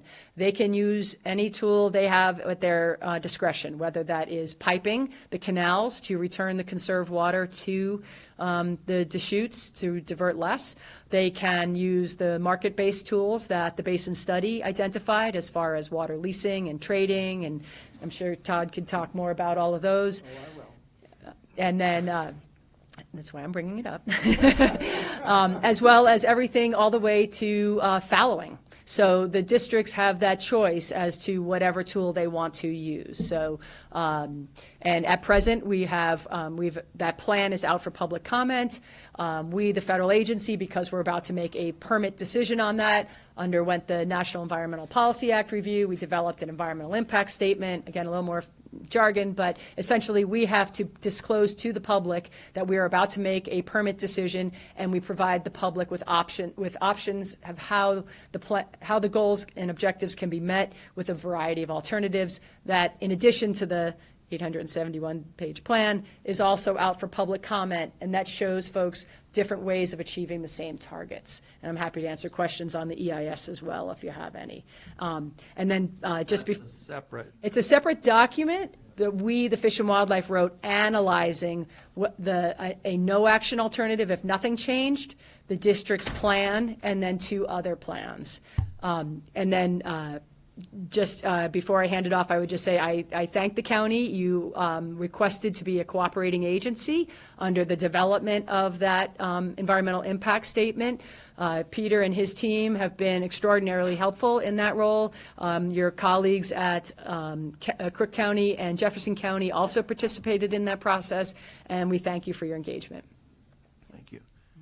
Any questions, Bridget, before we move on? Thank you so much. Peter, did you have any questions of Bridget before we move on? He knows how to get me. Todd? Take it. So yes, again, I'm Todd Heisler. I'm the Rivers Program Director at the Central Oregon Land Watch, but perhaps more importantly, I spent the last 15 years as the Executive Director of the Deschutes River Conservancy, which, as you know, is a multi-stakeholder, collaborative organization. And in fact, this current job I hold is the first advocacy job I've ever had, and probably the last. And the reason I'm doing it is because I found that the Basin Study Work Group and the collaborative work up to this point was limited, and that we were at a pivotal time for the river, and there were some very important decisions that are being made right now. Unfortunately, they have to be made because of a spotted frog and a couple of fish. So let me back up for a second and say that, you know, it's really not about the frog and the fish. It is, and that's why we're having this conversation. So that's wonderful. But this goes back, you wanted some history, this goes back to the turn of the 20th century when we overallocated all the water in the state of Oregon. And we gave out more water rights than the rivers have in the summer. And then usually what we did with that, we gave out all the summer water, and then we gave out the winter water by building reservoirs, which made a lot of sense when we were reclaiming the desert and settling the area, and all of that made sense in the late 19th and early 20th century. But in the 21st century, it really doesn't make any sense. And there are a lot of new needs, whether it's growing cities that need water, whether it's fish and wildlife that need water, whether it's junior water right holders, those who are in agricultural productivity. We just talked about Jefferson County that needs water in a way in which they can't get it in the 21st century. So we have, yes, go ahead. Just a question about, so the 20 CFS in the winter, was that kind of the standard for 80 years, or did it vary? So it did vary because the upper basin produces a lot more water than the reservoir can hold. Okay. So there was, to some extent, there was a forecasting, although it was really, really conservative, because if it's your water and you want to make sure you get it, you're going to be conservative on storing it first. It was kind of maximum capacity of storage, and then the flows varied. Well, yeah, but then they would end up dumping water, right? So what we were trying to argue early on is, can we even that out? Yep. It's a whole nother conversation of how you ensure the junior water right holder and risk and stored water. Topic for another day. But so at the DRC, we did 3 basin scale studies in the last 20 years, 3 of them. Because my job then was to come up with a win-win proposition. We know that we've over-allocated the rivers. We know that the agricultural sector now has most of the water. We know that that's not monolithic. We have everything from small lots to big farms. So the question really on the table is, how do you redistribute the water in a fair and equitable way without penalizing the farming community? I mean, that's really basically the issue on the table for the last 20 years. Forget the spotted frog for the moment, before that even existed, because we have a completely unsustainable way of managing the water. What you may gather from what Bridget said is that we can just focus on the upper Deschutes for a moment, is a tragedy it's actually happening and continuing. It's a wild and scenic river that's completely unraveling. It's disconnected from its floodplain. Its side channels are being cut off. It's extirpated its bull trout. You know, the native trout is on the verge. It's got some, well, Mike can talk to you about what fish are there. But it's really, you know, it's kind of an ecological disaster. And it's not really seen by our public because of how the thing's been managed. If you take a river from its natural flow of probably 800 to 1,000 CFS and take it to 20, or then what we've done even worse. We've taken stored water and we put it on top of natural flow, and we've created like 20 to 30-year flood cycles every year. We put 1,800 CFS down a channel that wasn't designed for that, with volcanic soils that are highly erosive. We've overfit the channel. We've eroded it 20% in the last 70 years. It's completely unsustainable. And so the Oregon-spotted frog is just, it's the harbinger of things to come too. Like, so if it's the frog today, it'll be something else tomorrow. We need to fix the system. It's a systematic, fundamental problem with the way we're managing water. So my job for 15 years was say, how do we do this in a manner that redistributes the water resource in a fair and equitable way that's actually voluntary and not regulatory? So every one of those studies basically came to the similar conclusion that the guys that are most vulnerable are the Jefferson County farmers. Particularly, we're going to talk the upper Deschutes now. But there's a bunch of other stories, and we probably won't have time to get into those, but let's focus on this one now, because it's the major Deschutes County story. So really the only way that you can fix the river that they're so dependent on is to find an alternative source of water for them. Where is that going to come from when you've already given all the water away? Well, so you got to do it somehow. So what we know is that the opportunity for that is in the huge land use change and economic need for the water in Deschutes County. So I'm not going to say that people in Deschutes County shouldn't have their water. They should, but the motivation, the economic need, and the land uses in Deschutes County have changed enormously. So what do I mean by that? So let's just talk. What we know is the problem can be solved through redistribution between the 2 big districts, Central Oregon Irrigation District and North Unit. Those two are 80% of the irrigation. Those two can solve this problem. So let's look at COID for a moment. So 50% of COID's patrons have parcels of 3 acres or less. That's by patron. By acreage, 80% of the acreage in Central Oregon Irrigation District is in 10 acres or less. Again, I don't begrudge them. They're smaller properties. That's great. It's a rural lifestyle. It's fine. There's nothing wrong with it. It's just that we didn't change how we use water when we did that. So they have a really generous water supply, very generous, 5.5 acre feet per acre. And we know we have these huge leaky transmission systems. So to give you an idea of, so the problem with that land use change, there's no economic incentive now to use water as an input to an economic activity.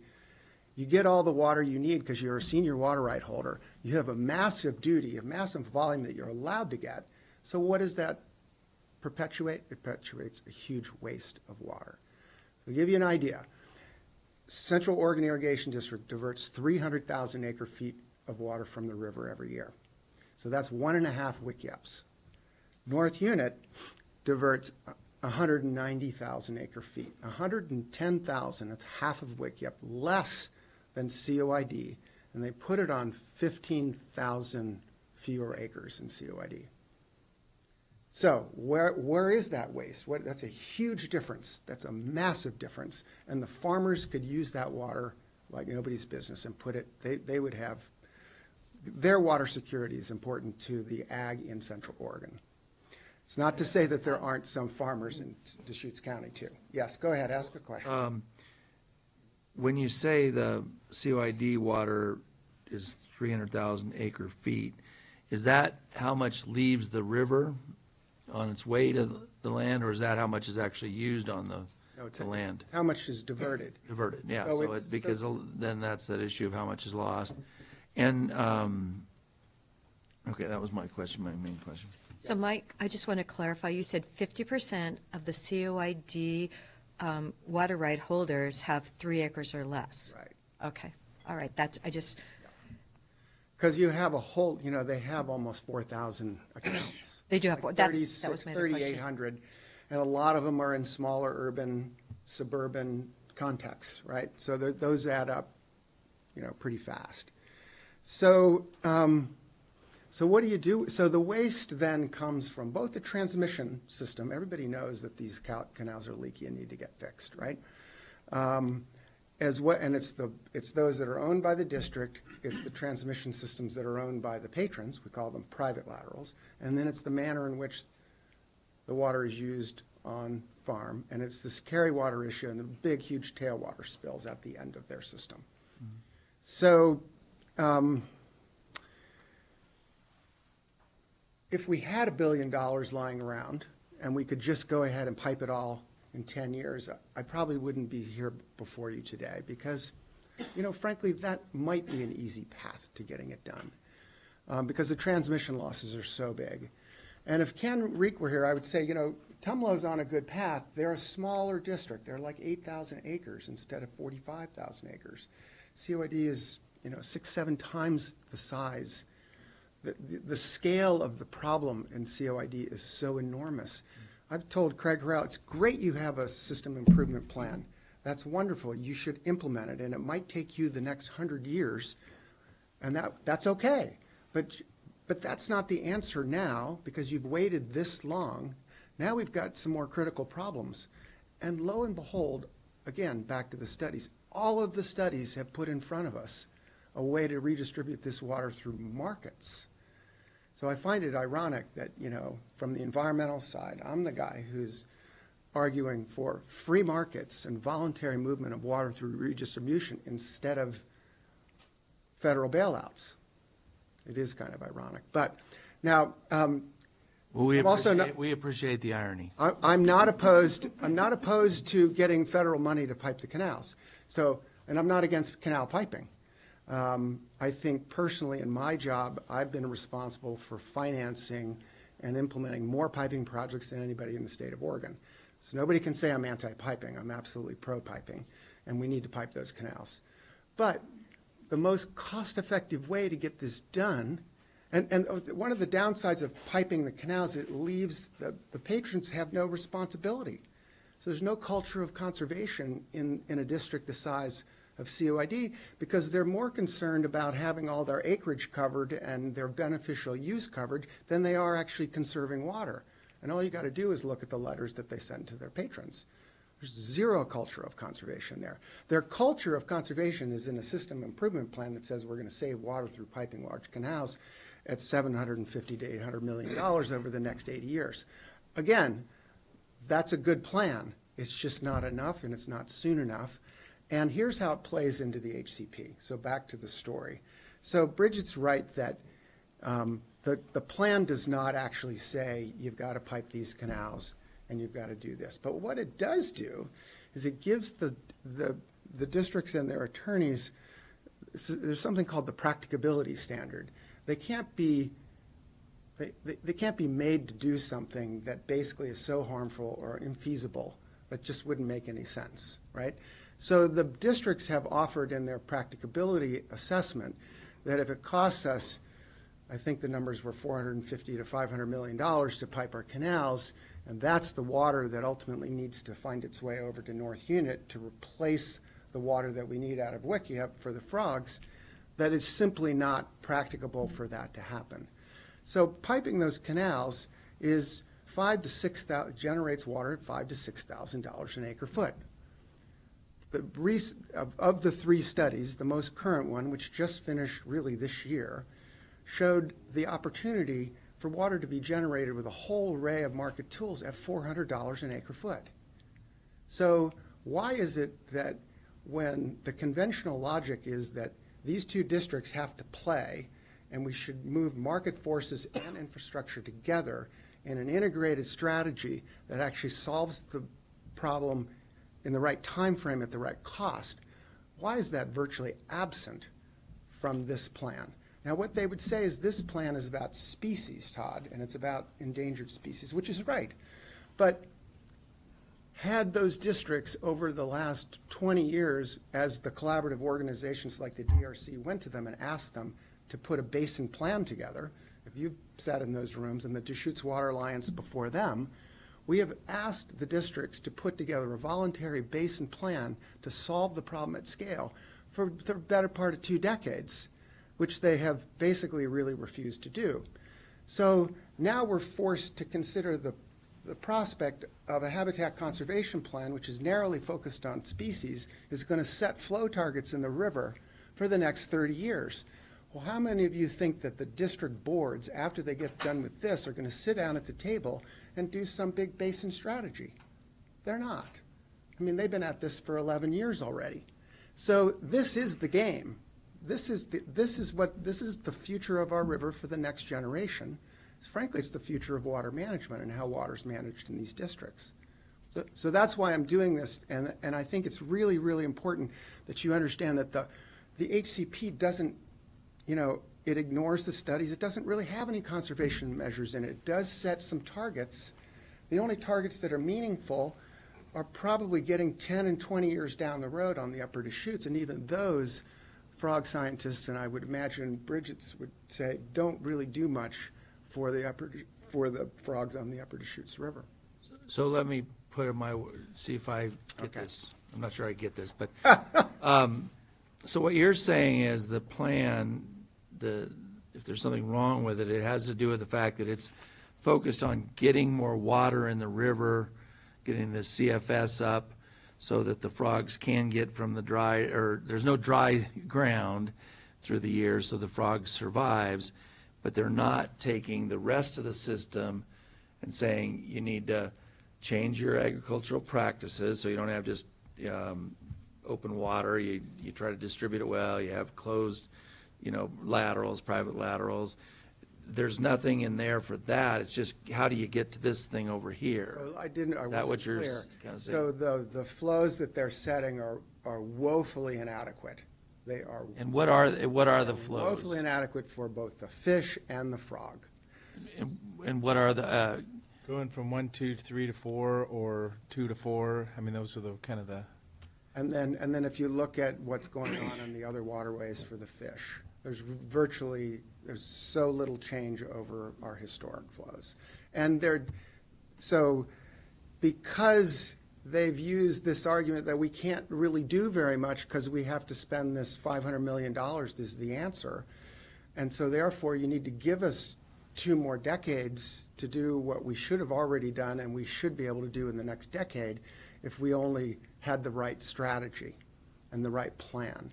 And we generated the cost-effective solutions quicker. And in fact, in some of the basin work group meetings, some of them actually at some point said, oh yeah, we can use the markets in the near term while we're putting our infrastructure in place.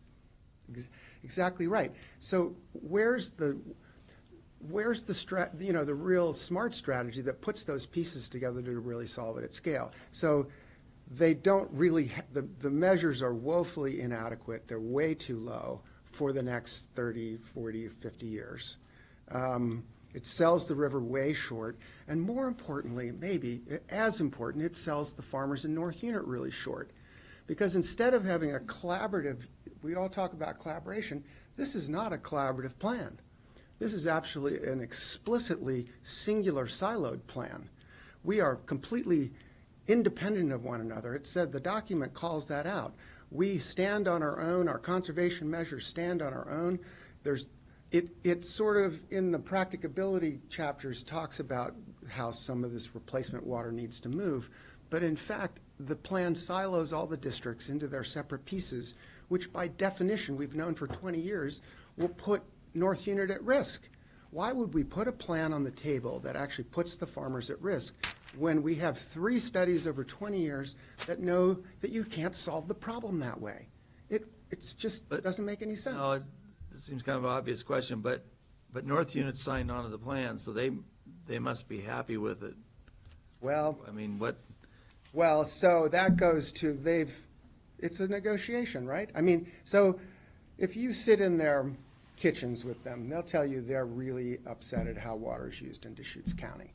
But you don't chop off your nose to spite your face, and you're part of an irrigation community, and you really feel like this is your only choice is to try to work it out with your neighbor. And they are talking about sharing water, and they're talking about these big projects, and they will get some water out of those, and there is some benefit. But the way they're going about it is not the smartest, cheapest, fastest way to go, and it's a legal strategy in an endangered species thing, right? So it's really unfortunate that we've had to have this discussion over a regulatory set of actions rather than in all of the other forums where all the other science and studies that went on where we asked to sit down and actually hammer out something that could really work on a voluntary. And had we done that in 2006 when we had a water summit at Canita down with the tribes and the first set of big studies came out, we'd have this problem largely solved by now. So my problem is they're going to use a regulatory action to drive really low, much lower environmental outcomes than we should have and need to have in the river over the next 30 years. And 30 will turn into 50 because of the inertia of how water gets managed. We're still working with 100-year-old practices, right? So once these get locked in, that's going to be it. And they're just way too low, and the opportunities to do more and better loom so large and have been studied so many times. Did you want to say something, Bridget? I would, if I may. I don't disagree with Todd's description of the problem. I think he's extraordinarily well informed, and the river is in the upper river is in particular it's highly degraded. Todd mentioned the 20% larger channel. That is all true. The plan, as Todd said, it doesn't focus on farm conservation. However, what I would argue is 2 things. One, the Fish and Wildlife Service are here to solve the endangered species problem. I thoroughly respect the perspective of others of wanting to solve the larger basin issue, but it's a little bit of the wrong tool for the wrong job.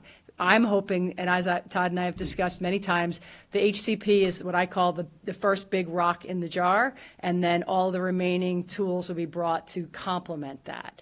So we are basing the plan is to deal with the endangered species needs.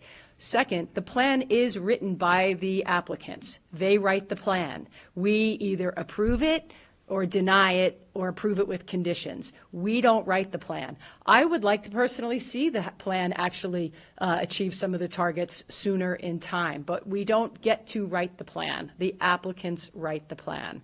And then, with all due respect regarding what the frog needs, I would struggle to find anybody with better scientific understanding of what the frog needs than our scientists and our colleagues at the USGS who we've worked extensively with. And because the river is so much larger, it's physically larger. Even if you took Wickiup Dam out of there today, the water would not reach the wetlands in a way that it did historically because it's just wider. So those flows don't reach it anymore. Through erosion? Through erosion, through the high summer flows. Todd mentioned that, the storage of the water in the winter brought the channel down extraordinarily small, and then this extraordinary deluge of water in the summer for delivery was way more than the channel had historically had, other than these flow events. So it scoured the river.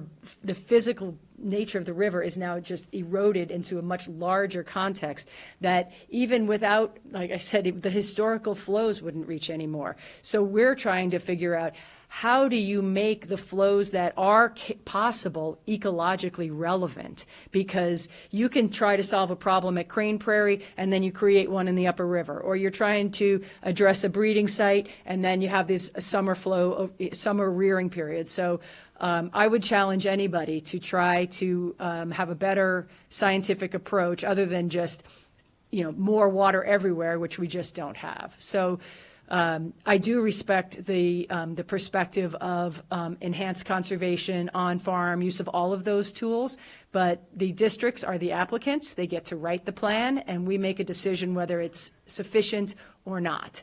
So I just wanted to put a little context in there, but I don't disagree with the other tools that are available. And the plan is out for public comment right now to provide us this exact form of comment. I know we've had conversations with your former colleagues and others about concerns on the Crooked River and concerns on Whitechoose Creek, and we're hoping that we get substantive scientific input to help refine the plan so that by the time it is ready for final approval, we will have addressed any of the remaining conservation needs that exist. Well, and I think, Todd, we take your presence here and your involvement with this, we knew you'd taken a position on the plan and have commented, I assume, on it or whatever. So, you're here to explain that position, I guess. That's good. And we're trying to get one of the applicants to do the same so we could hear why they did what they did, so we have a better basis. But good. Any questions for Todd? No questions. Thanks for joining us. Questions? No, I'd actually heard what you were saying about 4 years ago from someone, and yes, you said it a little bit clearer, but exactly the same thing that I'd heard. Right. All right. Next. No, actually, I didn't plan on talking fish. Oh, darn. We want to hear about the bull trout now. No, actually not. I'll have to leave at 11:20. I'm sorry. I was told it would be here an hour. I'm Mike Tripp. I'm a retired physician who's been involved in a variety of fishery and water issues for 15 years. Been on multiple different boards, and currently on the Deschutes Chapter Trout Unlimited Board, and previously as president, and on the Deschutes River Conservancy Board. But my comments today are really those of an individual representing, in large part, the Trout Unlimited local group. We've had a local group meeting to go over this habitat conservation plan proposal. You've heard some things, and I heard you wanted to understand better some of the disagreement in the community. First, I'll repeat what's been said. About a month ago, we had access to something like 2,000 pages of documents. Habitat Conservation Plan proposal, environmental impact statement, appraisals, and appendices. Those documents were 10 years in preparation by multiple parties and experts and agencies, so to really get into that in a month is a real challenge. It's a work in progress. But I think during that month, once that information was out there, there's been active dialogue amongst diverse environmental-oriented stakeholders in the basin. And these are probably a little different group than Todd's referring to.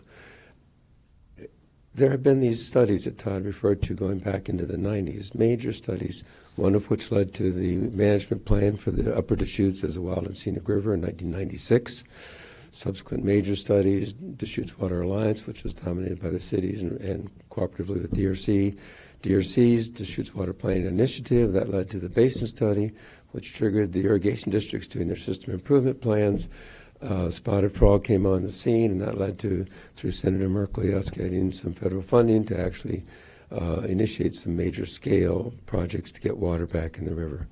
So in the environmental community, I think the first thing to understand is that it is a very diverse and fragmented group of people, leaders, agencies. Many of these go back to the 90s. They've participated in these studies. So they have developed expectations and understanding of the problem. And because so little progress has been made over those decades, I think it's easy to understand that they're pretty frustrated. They're impatient. They've worked on this for a long time. They've waited for progress. So the HCP draft proposal is now there, and it's really the first step, as Bridget said, out of all this work, which actually goes after creating a specific flow schedule with legally binding limits, and therefore people looked at this with great expectation as the step that would turn us from study after study into actual implementation of work for restoring the river. Spotted frog is one piece. Spotted frog is only one of those 5 species in the Upper Deschutes River currently, and as such, the work on the Upper Deschutes is frog-centric, which creates a problem for some fish people because they would like more focus on the fish of the Upper Deschutes. Now, the Upper Deschutes fishery was, in fact, a world-class trout fishery before Wikiup Dam went into operation. Some people said it was the premier trout fishery in the state of Oregon. After Wikiup Dam went into operation, our Fish and Wildlife Department issued some statements in the early 50s saying, look what you're doing to the river with this project. And their voice and opinions went unheeded, and the water management you've heard about continued until modern time, resulting in great devastation of the habitat and also the resource. A few years ago, Fish and Wildlife Department had a grant to do some tagging of native red band trout in the Upper Deschutes to try to get a better handle on where we were at, because recreational fishermen and the recreational fishing industry guides knew the fishery was devastated. They could not trap enough red band trout to do a simple tagging study.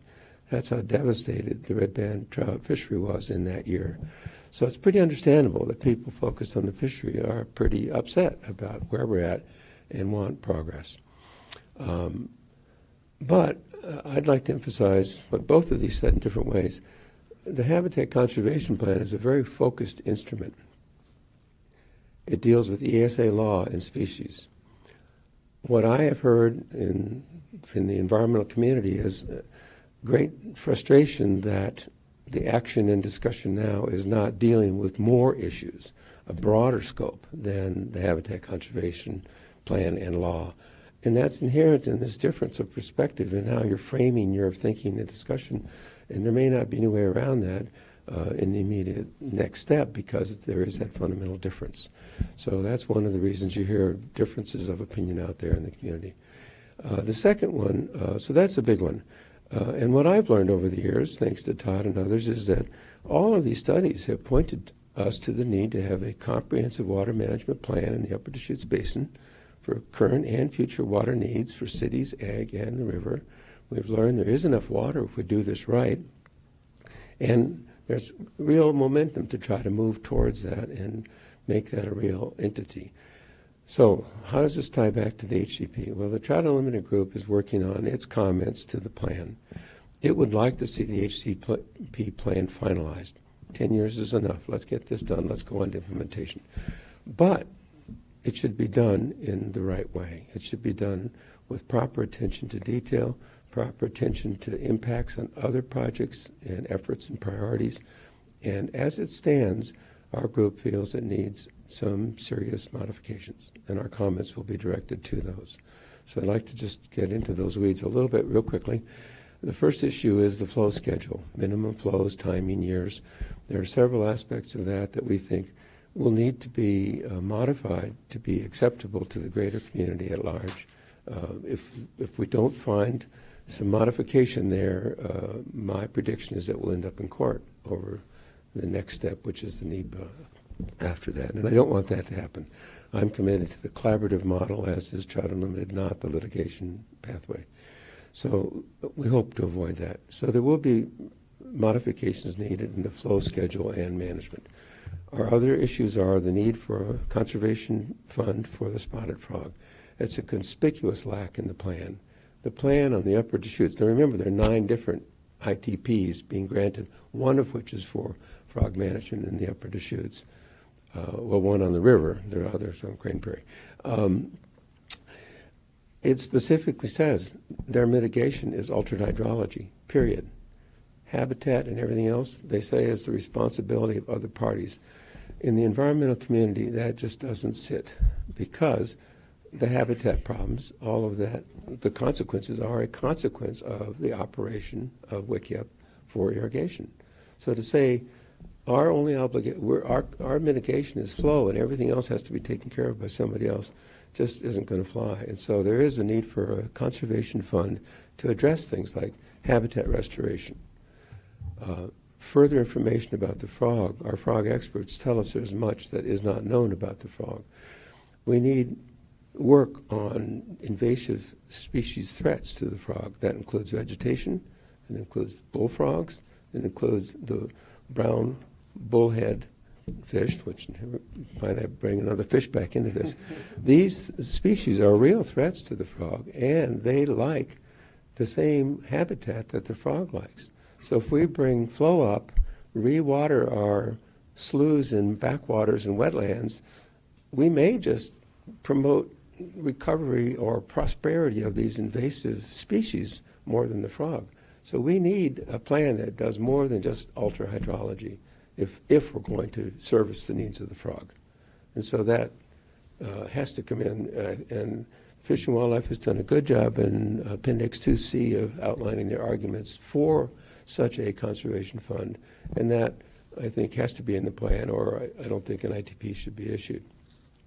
Another major concern we have is regarding the reclamation modeling.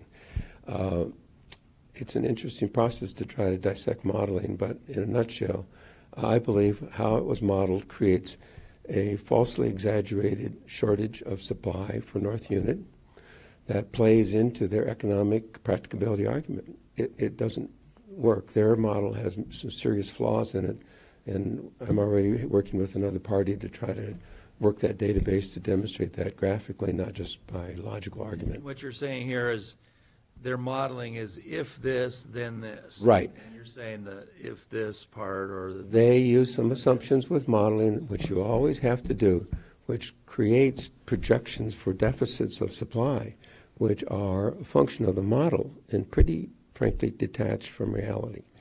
That modeling also is used extensively in evaluating water quality impacts of the measures. And water quality is a big part of the story here, not just in-stream flows. And the modeling impacts those parts of the studies. So the modeling will have to be reworked for our satisfaction, or we'll have a real problem accepting the plan. So modeling, the flows, conservation fund, adaptive management. Adaptive management, in our opinion, has to be much stronger. It has to introduce flexibility. As Todd said, the plan could be interpreted as creating silos, rigid. This is it for 30 years. And we think that there are several steps that need to be introduced for more flexibility and adaptive management for this to be acceptable. And again, I would put that almost in the deal breaker category. ODF&W, in their scoping comments in 2017, submitted 18 pages of comments. One of those comments addressed the term of the ITP, They suggested that if the plan is rigid, without acceptable adaptive management, it should be limited to 5 to 10 years. They suggested if the plan is to be 15 to 25 years, sufficient adaptive management provisions were needed. And I would contend that we don't yet have those in this proposal. Now, this is a proposal by the irrigation districts and the city of Prineville. Our group is saying, well, we have these problems with the plan, real serious concerns.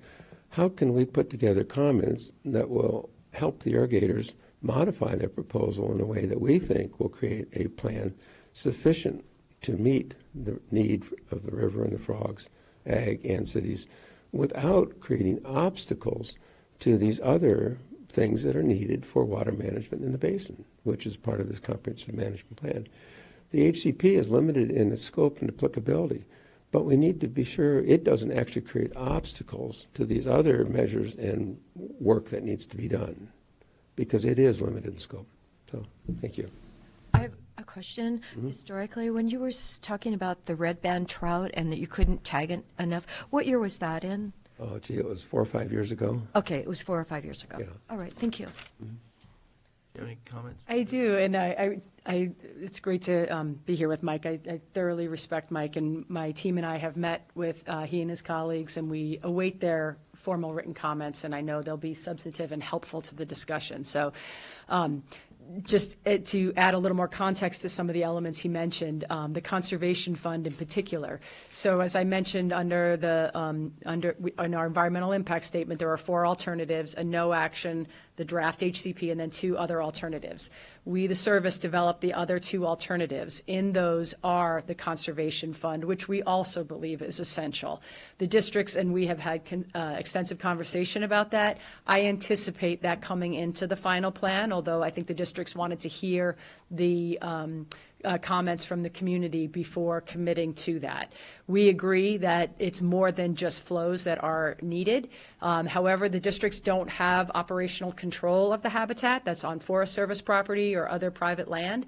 And so when we were discussing opportunities for them to develop conservation measures, frankly, we didn't really want to encourage the districts with their backhoes and whatnot getting into a wild and scenic river, and we rather have them pay into a fund that we and the other experts would spend to do the necessary habitat modifications in accordance when the flows are coming up.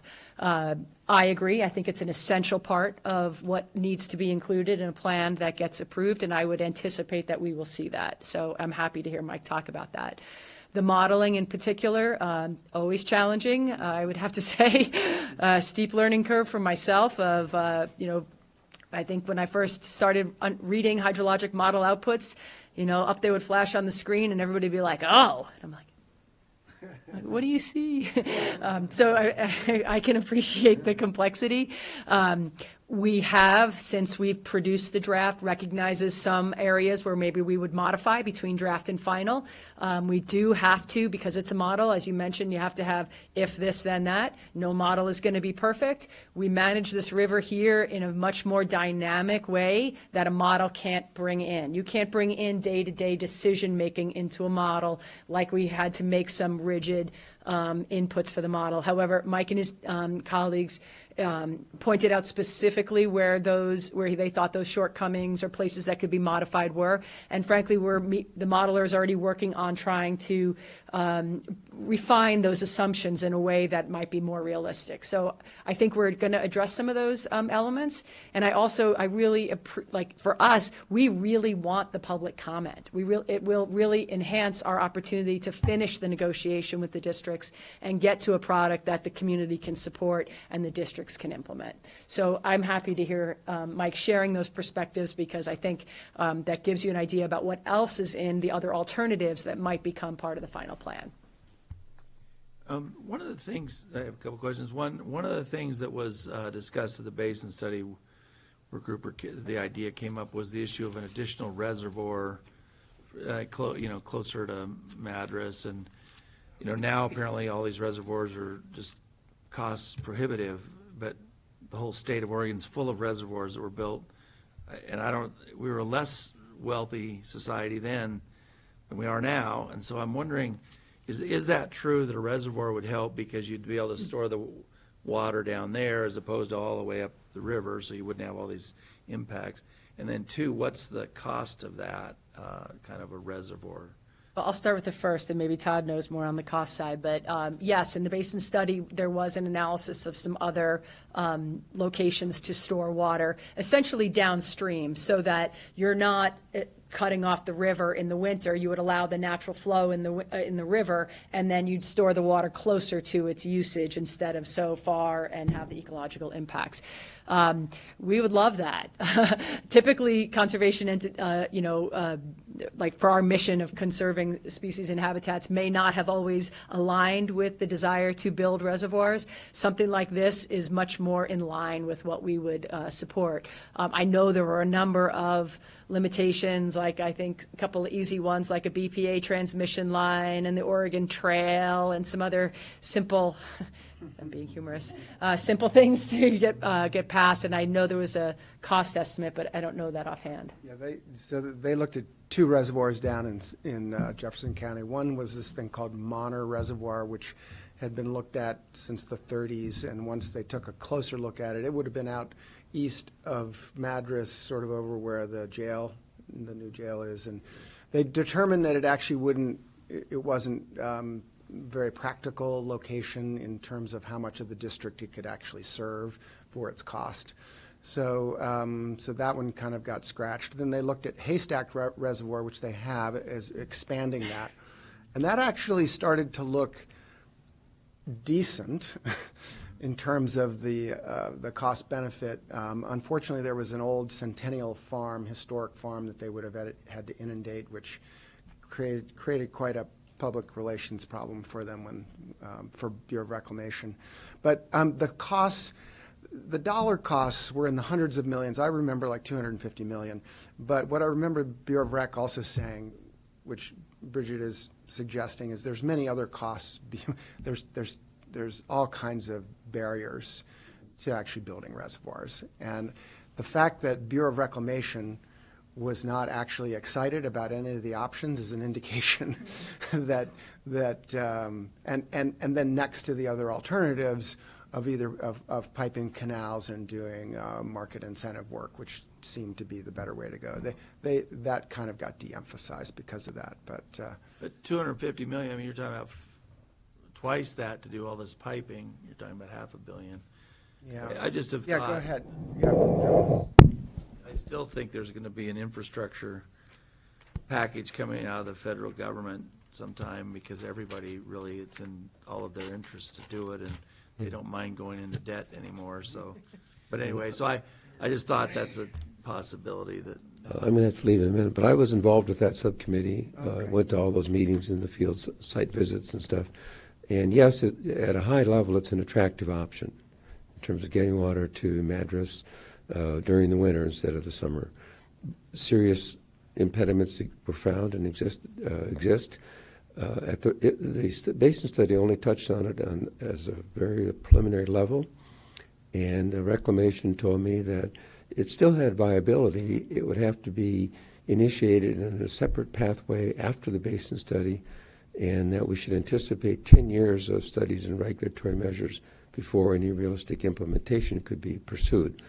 And its cost was equal to the highest cost piping projects in terms of amount of water. So it was kind of put onto the perhaps in the future category, not discarded, just demoted in terms of pieces that could solve our water problem.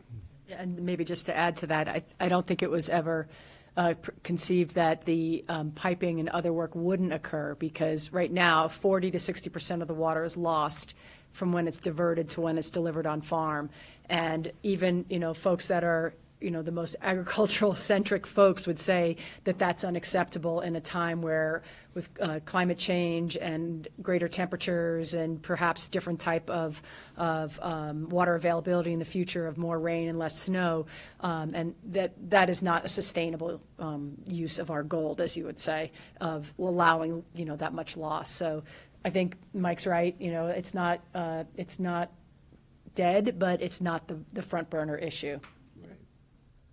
if it does achieve a new life, it'll have to be reinitiated through a separate pathway, which Mike Ralph told me does exist within reclamation, but as of now, I don't think anybody has initiated that effort. It'll be 30 years in the making. By the time you study it. What does the decision-making process look like from, kind of the Fish and Wildlife Service point of view, as in you're a staff person, but is there a group that's looking at this, or is it a, what does that look like? Sure. So, right, I'm the field supervisor here. Obviously, I have a long chain of command above me. This decision will be made by our regional director. And so, obviously, with the recommendation of the technical input from my team, I have a team of biologists here that we work together to evaluate the effects. The decision is, the criteria are essentially laid out fairly explicitly in the Endangered Species Act. Thanks, Mike. The one you hear most frequently is the applicants have to minimize and mitigate to the maximum extent practicable. So it kind of is just what it sounds like. So we evaluate what we think their impacts are, we evaluate what their proposal is, and does that offset properly or not. And then we go through a fairly rigorous documentation of why we make that decision. We have to finish up the environmental impact statement, develop a final impact statement. The draft HCP gets converted to a final HCP, and then we publish all of that again for the public to see.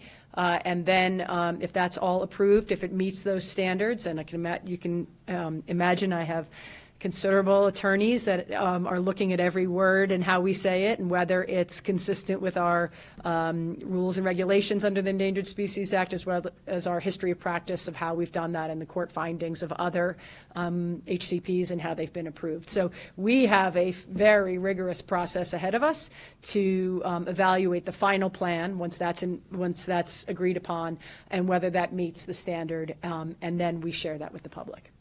So is it a decision of the U.S. Fish and Wildlife, or is it the United States of America? Or, I'm just kind of thinking, Sure. Who pops out that decision? You said the director, but. Right.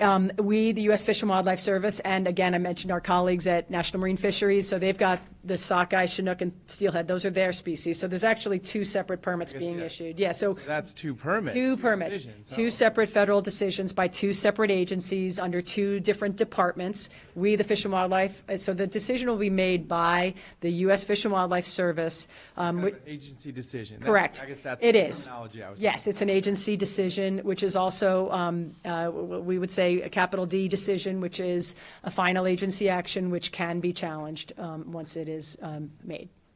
Just the terminology. So agency Yep. decision. It's an That's kind of agency what I was decision, fishing for. yes. I didn't know Yeah, what I was- sorry, I'll give you a Oh, little. I didn't know, but now I do. Yes, yes. Peter, do you have anything you want to add, or? Okay. Commissioner Dare, any questions, thoughts? No, I'm just so thankful that you came this morning, and it has been very enlightening, and then reaffirmed some of the things that I heard about the situation, and I am disappointed that Ken did not make it, but you definitely picked up the issue that I felt like our board was concerned with, was the serious agriculture that does exist in Jefferson County. You know, reading our Capital Press, it's the fact that I see farmers around me using water much more conservatively, as far as, bringing in Israeli systems that really have such impact. I mean, it hasn't been used on a huge scale, but they're really looking at it. So I feel like we do have hope that our neighbors that are agriculturally affected by their positioning, it needs to be readjusted. If I could just channel the irrigation districts for a moment, whether it's Ken or Mike Britton or any of the different district managers, if they were sitting here, I would anticipate, and correct me, that they would say they'd rather not have to do this, but they recognize that this is their path to a legal permit that they need, and that they also want to see the river restored, but they also are focused on delivering water to their patrons. And I think we both heard them say that. Right. Yeah. You did say that. Okay. Any other comments? So, yeah, we'll discuss input to the proposal. That's what we're preparing for, so thank you so Excellent. much. Yep, thank Tom, you. did you have any questions or thoughts? I think the 18th, is that right, Peter, is the deadline? Actually, we extended the deadline out to December 3rd. We had requests to extend the comment period longer, so we went through the process and did that. So December 3rd. Well, we appreciate that. So I think we've got to go to another meeting, so we're going to leave here. So thank you for coming today. If you have further thoughts, you can share them with us independently or whatever. So thank Thanks you. for asking. Thank Yeah, you. You bet. Yes. Thank Yeah, you. thanks for your interest. With regard to this afternoon's agenda, Cameron, I see Nunzi here. We're going to try to have a further discussion about the Thornburg proposal and what our next, like we did yesterday, as we indicated. We've got a hearing set at 2:30, and we've got people from departments coming at 2. I would anticipate that discussion would be at least 4 o'clock. Don't you think that our hearing would be 3:30 or 4? 3:30 or 4? So if you want to plan your time, so you're not having to sit here. If you want to come and join us for the rest of the topics today, you can. But that's and if we get done sooner, maybe we'll take a recess and start at 3:30. But I think it's more likely it'll be after 3:30. But Just in case. so just in case you want to know that, yeah, thanks. And I think that's it. So we'll recess now until 2 o'clock. Yep. Do you have Other another item? items, I was thinking if we want to take 5 minutes for other items, then. Sure. I guess we won't recess quite yet. Sorry, yeah. We'll have one other item, I guess. So, yeah, Terrebonne upcoming public open house is going to be tomorrow night in Terrebonne Community School Gym. So that was an email sent to us all. I won't be able to attend. I'm going to be driving to Salem, going to be involved with the Association of Oregon Counties interview process on Friday. So Right. kind of the fact that I won't be there and that I will be involved with that recruitment interview process. Okay. Just acknowledging. Commissioner Dare and I discussed it briefly. I was going to try to go, but we've got our some company coming tomorrow. Are you able to go tomorrow night? Of course I am. After I read the 870 Yeah, there you pages go. or before? No, we can put off the 871 pages till next week if Okay. you'd like. But, Okay. So just, Yes, because can- I would go, but I'm just going to be. No. Yeah, I would like to go, but I think it'd be good to have Yes. somebody else go too. I don't know. It looked like they're going to propose a couple different options, and they're taking a little different course than they had been. So I would be happy to attend. if you're able to, that'd be great. Good. Good. Had another item. I don't know how I was going to. So we've got a couple more minutes. Is that at, the Deschutes- oh wait, that's at 6 o'clock, right? The Terrebonne? Yeah, you can have that. Oh, thank you very much, because I have COAC from 3 to 5. You'll be up there anyway. You'll be in the transportation Now, mode. first I go to Redmond, then I Start go early. to Just don't Tetherall. start too early tomorrow morning then, because it'll be a long evening. Well, I've got I a start at Deschutes 7. collaborative event tomorrow. That's a panel on the mule deer. It's going to be kind of interesting. It's going to be their annual holiday, Christmas get together, I guess, but it's also a discussion about the mule deer, and it's going to be interesting to see what they say about the decline in population and why. And I hope they talk about that anyway. But one of the things I went to the Forest Collaborative meeting yesterday, and I wanted to share that I think, so they decided, I guess they're going to go on now and study the lodgepole pine is the kind of the focus, and which I'm not quite sure. I mean, it seems kind of off. I mean, it's kind of a new area to go in research and things. But I don't know. That was So, my meeting First yesterday. thoughts, lodgepole has a lot shorter life cycle, like, Yeah. 50 to 100 years, and they just fall over, opposed to a ponderosa, which can be 300 to 400 to 600 years. So from what we heard at our tour, you go to the elevation, you can see the changes, down the slope from the Cascades. But my point, I wonder how much study it really needs to have. Well, And that's then- kind of how I felt, but I Yeah. felt like I'm not in that industry, but there was a lot of, the group wanted to do it, and I kind of was like, I I don't know, it just doesn't seem very important to me. They seem like pretty easy trees to understand, and Yep, like you and said, then they're easy to grow, they're the easy small to diameter, die. they grow very thick, which is not a Yeah, healthy state. yeah. So then, even if you were going to save them as a species, you probably still want to get out to 12, 15-foot spacing. Yeah. And, and you see it on the side of the road going to Klamath, they would Yeah, open oh, up, they yeah. save all those small and medium-sized ones.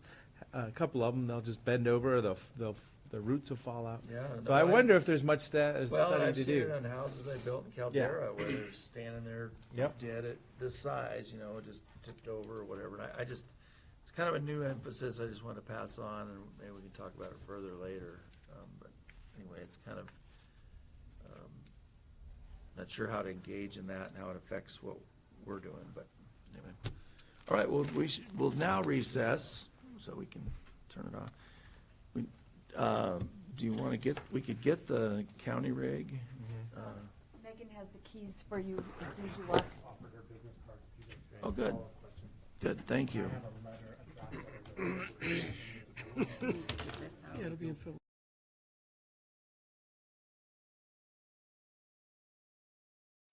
Reconvene the November 13th Board of Commissioners meeting. We've had a busy day. This morning we met, then we went to lunch for the Kiwanis in Redmond. Now we're back for the afternoon. So our first item for business this afternoon is the department performance measure updates. And Whitney, I don't know if you have an order to it, but So Whitney Hale, Administrative Services, and today we have selected departments coming in to present their Q1 performance measure updates for the board. We're going to start with Judge Fadley, who's going to come up and give an update on the board's goal of service delivery. The objective is promoting community participation and engagement with county government, and the goal is 90% resolution of small claim cases before trial. Right. Over to you, Judge. Welcome, Judge Fadley. Thank you, members of the commission. I'm the County Justice of the Peace. Justice Court handles traffic violations, code violations, and small claims. Small claims are an opportunity for lay people to bring their civil disagreements with the amount at issue, $10,000 or less, and lawyers are not allowed without permission, so it's, it really is the people's court. Every small claim matter that actually comes to at issue, and by that I mean we had 869 small claims filings in FY 18-19, and most of those will be a default. No answer will be filed at all, and so the plaintiff will take a judgment by default. We had 141 of the 869 filings that actually were at issue when that means that an answer was filed timely and there was a denial and perhaps a counterclaim along with that. Just like in circuit court, every small claims matter that is at issue is required to go through mediation, and we have our mediation run by Community Solutions, and I understand you talked with Gary before, and they've been a terrific partner for us. So if the mediation can't solve it, then it goes to hearing, and then I have to, or my pro tem, but mostly I handle those, has to actually have the hearing. The mediation is very important to Justice Court in two respects. One is in FY 18-19, out of the 141 small claims cases that were at issue, 99 were resolved at mediation, leaving 42 for trial. That's a little higher than we have in the past. Normally we've had about 85-90% resolution, but it's been trending that these cases are harder to get resolved. I don't think it's anything to do with Community Solutions. They're doing a terrific job. It's just, I don't know, maybe the general level of discourse in the country, but I don't know. For example, in the first quarter of this fiscal year, we're getting less than half of them resolved. But anyway, so we've got 141 that were at issue that without mediation would have had 141 small claims trials. Instead, we have 42. And if we had 141 small claims trials, Justice Court would run off the tracks, and I would be full-time. I'm .6 now, and probably have to have another half-time Justice of the Peace.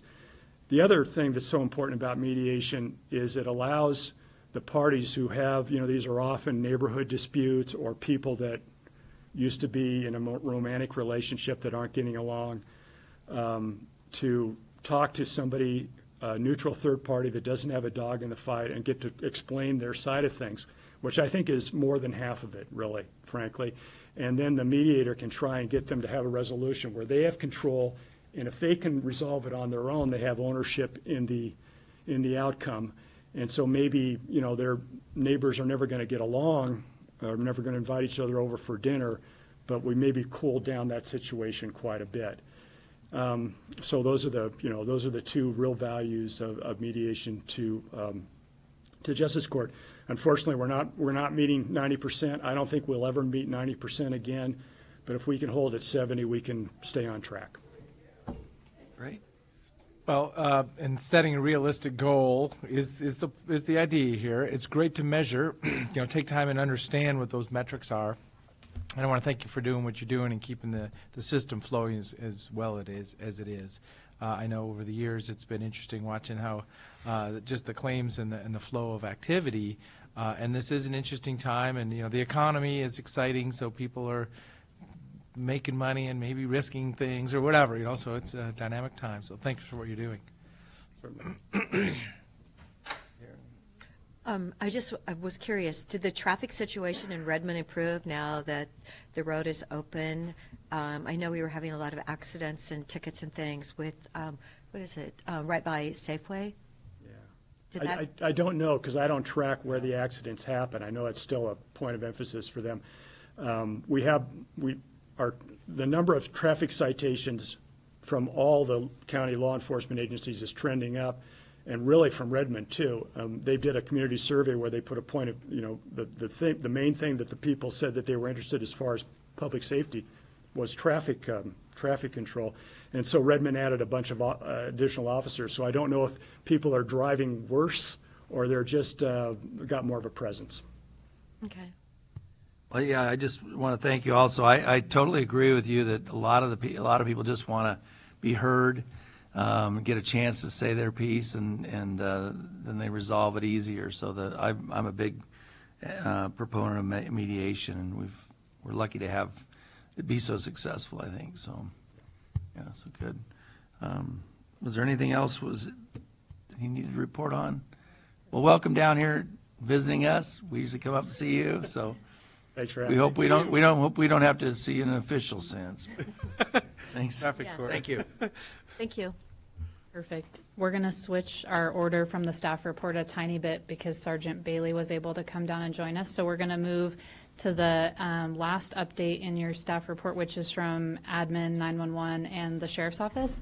So if Sergeant Bailey and Operations Manager Chris Perry want to join me, this is a goal under the board's goal of safe communities, and the objective is collaborate with partners to prepare for and respond to emergencies and disasters. The measure is tracking our web-registered Deschutes Alerts subscribers, and our goal was to increase that by 10%. To tell the board, I got a little overzealous in the date range that I pulled when I was preparing this. Then the number that's in your staff report is incorrect. Chris provided me updated data, and it looks like for Q1, we're at an increase of 9.5%. So that's my fault, and I'll let 911 handle the official data pulling in the future for this measure. But both 911 and the Sheriff's Office have been doing some great work out in the community building awareness of this program. So they're going to talk a little bit about the work they did in Q1 to make folks aware of what Deschutes Alerts is and why it's important. Thanks, Whitney. Commissioners, Chris Perry with 911. Some of the events that we participated in Q1 this year were Deputy Day Camp in participation with the Sheriff's Office. 911 joined, and though it's a youth-driven event, the parents are there, and that's a good opportunity for us to outreach to members of the community to promote Deschutes Alerts. National Night Out is an annual community building campaign to promote police-community relations, and those events happen in all different communities. The Sheriff's Office participated in that. 911 joined Redmond PD for that event, and that was an outreach driven at Deschutes Alerts. Also, the Sheriff's Office, Emergency Management specifically, as well as 911, have been involved with neighborhood association meetings and done outreaches in this quarter promoting Deschutes Alerts. In addition, during Q1, Sheriff's Office, Emergency Management, along with 911, worked with Sisters Fire District and Crooked River Ranch Fire District to do community-wide Deschutes alerts messages to promote that the system is there. If you're not signed up, please sign up. Create more awareness, make sure the system worked. Of course it does. So those two events also happened this quarter. I spoke to Emergency Manager Garrity with the Sheriff's Office, and he's also planning to coordinate Redmond, Cloverdale, Bend, Alfalfa, and various communities throughout Central Oregon in the quarters to come for more community outreach events like that. Good afternoon. William Bailey, Public Information Officer for the Sheriff's Office.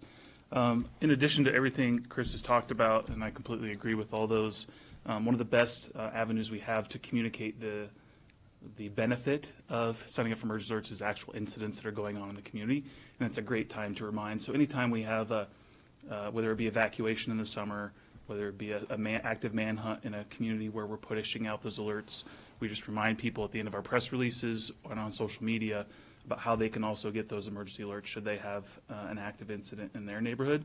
And then also just out at the scene, if I go out to the scene, I'll be talking with neighbors and I'll ask them, did you get the emergency alert we put out for this? And if they say no, we work with them one-on-one to get them with either Ashley Voles or Nathan Garrity or Chris over at 911 to get them signed up so that they can receive those in the future.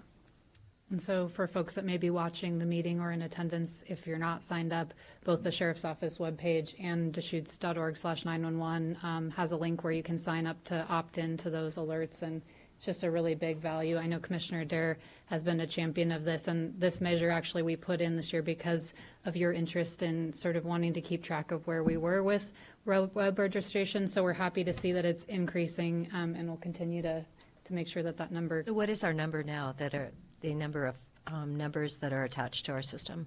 So we had in terms of this data gets a little, and Chris, you can correct me if I'm wrong, but we're tracking web registrations because that's the data of people that are actively signing up, not people that were pulled in from a previous system.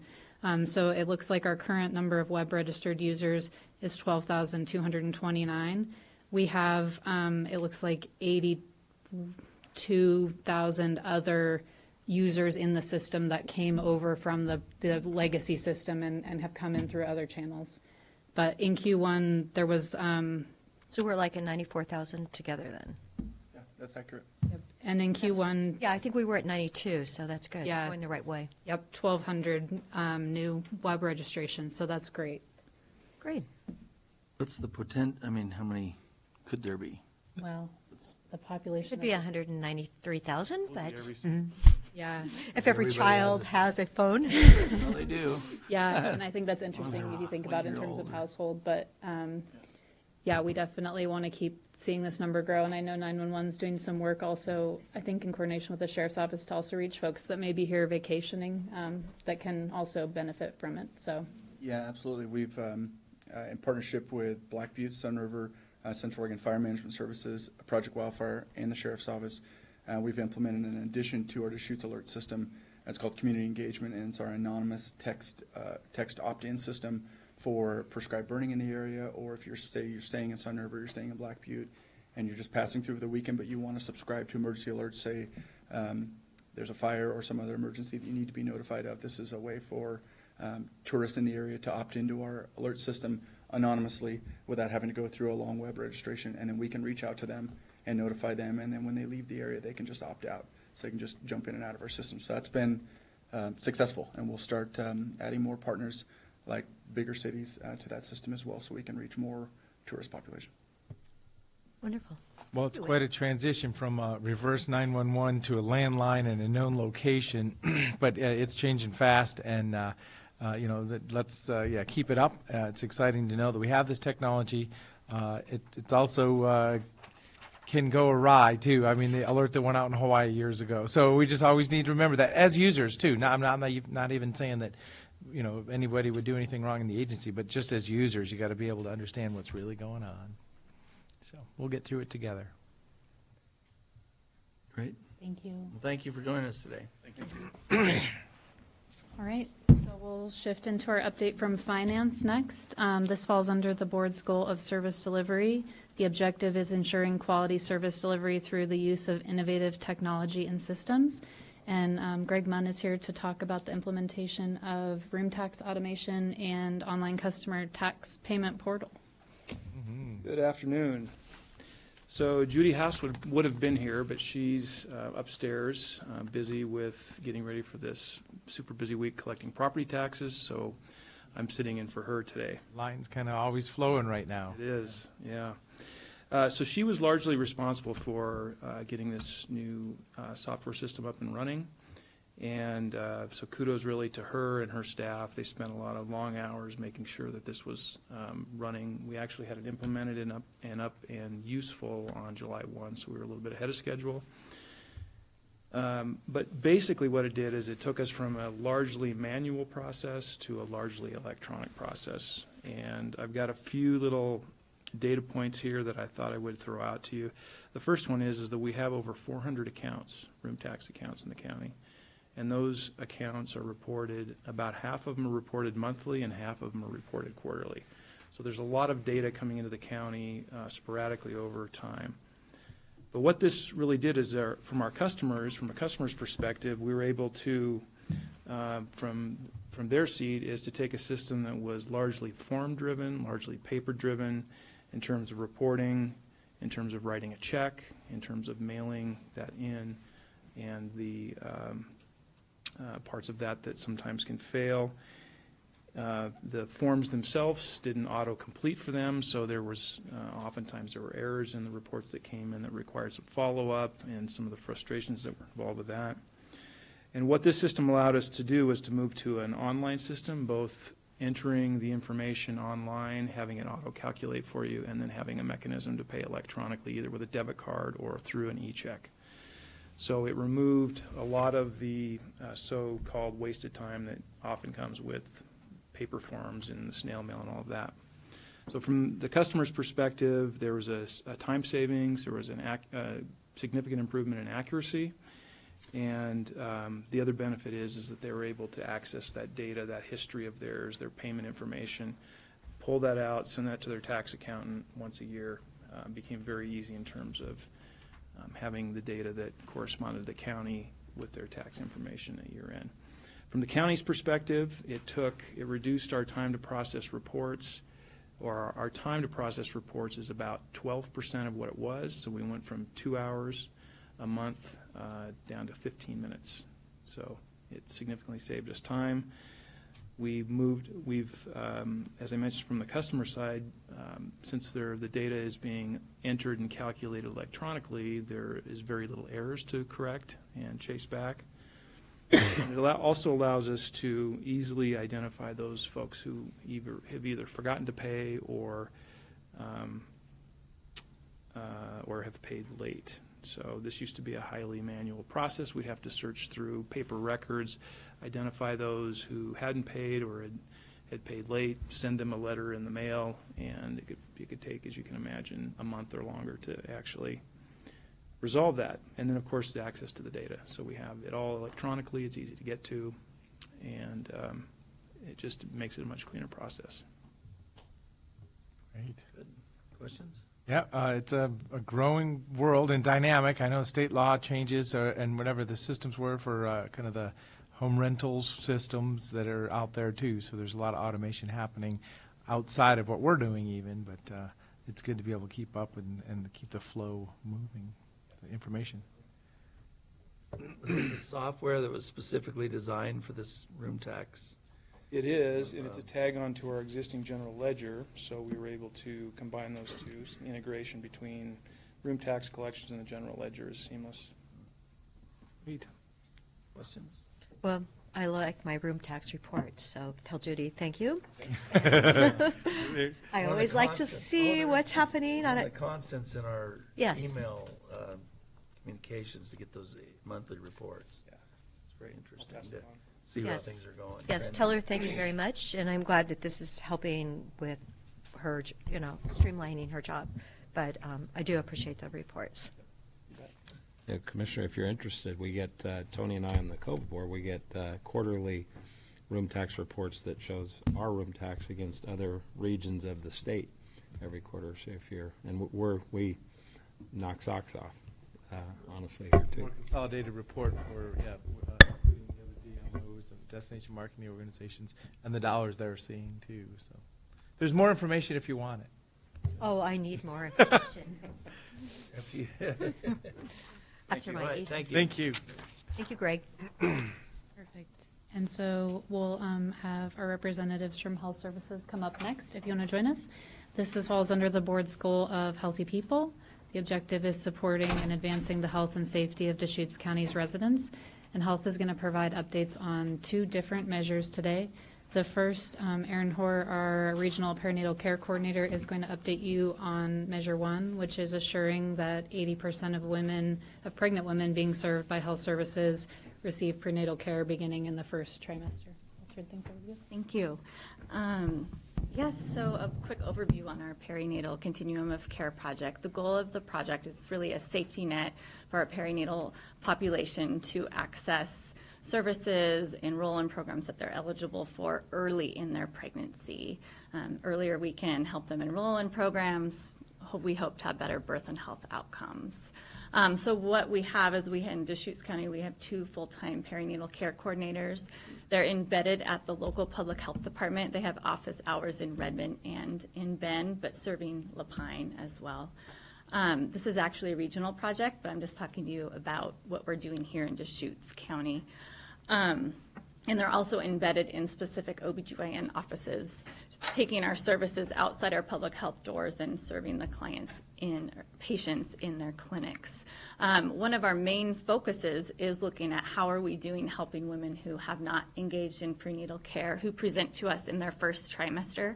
How are we doing getting them into prenatal care in their first trimester? And so I'm happy to say we've had a lot of success with that, specifically here in Deschutes County. We're actually we just finished year 3 of our project, and at the end of year 2, we were at a 91% success rate. And at the end of year 3 specifically, what we're looking at here is the last quarter, which is July, August, September, we were at about a 98% success rate. So how are we doing that? Well, we have had an expansion of staff. We have two full-time staff. Before this project launched, we had just actually me. I was part-time doing the work for the whole county through the Oregon Mother's Care Program. But also what comes to mind is really 3 points, and what's consistent with those is our relationships that we've built. One, with our provider clinics. They have a lot of confidence and respect in the work that we're doing. So when we come to them and say, hey, we're having a really hard time getting people into care, there's a trend. We've had clinics make adjustments. We've had clinics come forward who were just doing family care, and because of the population growth and need, they've added prenatal care services. Our relationships with our community partners, we couldn't do what we're doing and serve as many people that we're serving without the respect of the community. And so we get a lot of referrals from all of our community partners where prenatal clients might present. We are really viewed as the first contact they should have with, so we can get them off on the right foot, enrolled in programs, and hopefully have more success in that way. And lastly, we have a really strong relationship with the Oregon Health Authority OHP Processing Center. Medical insurance is really important when we're getting people into prenatal care. And so because of our strong relationship that we have built with them, they really look to us for direction for actually the whole state of Oregon and what we need and how the system is working to break down barriers so we can get people on the plan quicker. And so without all those relationships, we probably wouldn't have the success that we have and the expansion of our staff doing the work. According to the regional health assessment, we had, 25% of our pregnant people were smoking and or drinking. So I'm really glad to hear that your work is making a difference. Thank you. So we'll move into the update for Measure 2. Jill Johnson, our Communicable Disease Supervisor, is going to provide an update on the measure assuring 80% or more of 2-year-olds served by Health Services Immunization Clinic receive the CDC Advisory Committee on Immunization Practices recommended childhood immunizations. All right. It's a mouthful. Good afternoon. The county immunization clinic is open 2 half-days each week, and we really are a safety net clinic. We see people that have difficulty accessing care other places, and many of them are new to the area and have not established primary care yet. Some of them have made contact with a primary care provider, but the wait is so long until that initial visit that they just come to our clinic.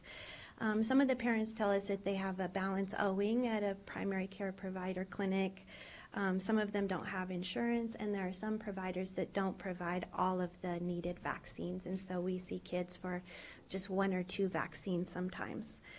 Because we're not a primary care clinic, we do our very best to link up children with primary care, because we realize the importance of that well child visit for the additional assessments and education that parents receive at those visits. And so sometimes, most of the time, we see children one time, and then they're established with the primary care provider, or they'll continue care with that primary care provider. Much of our work to ensure that 2-year-olds are up to date has been directly with clinics. We've had a pretty successful AFIX project.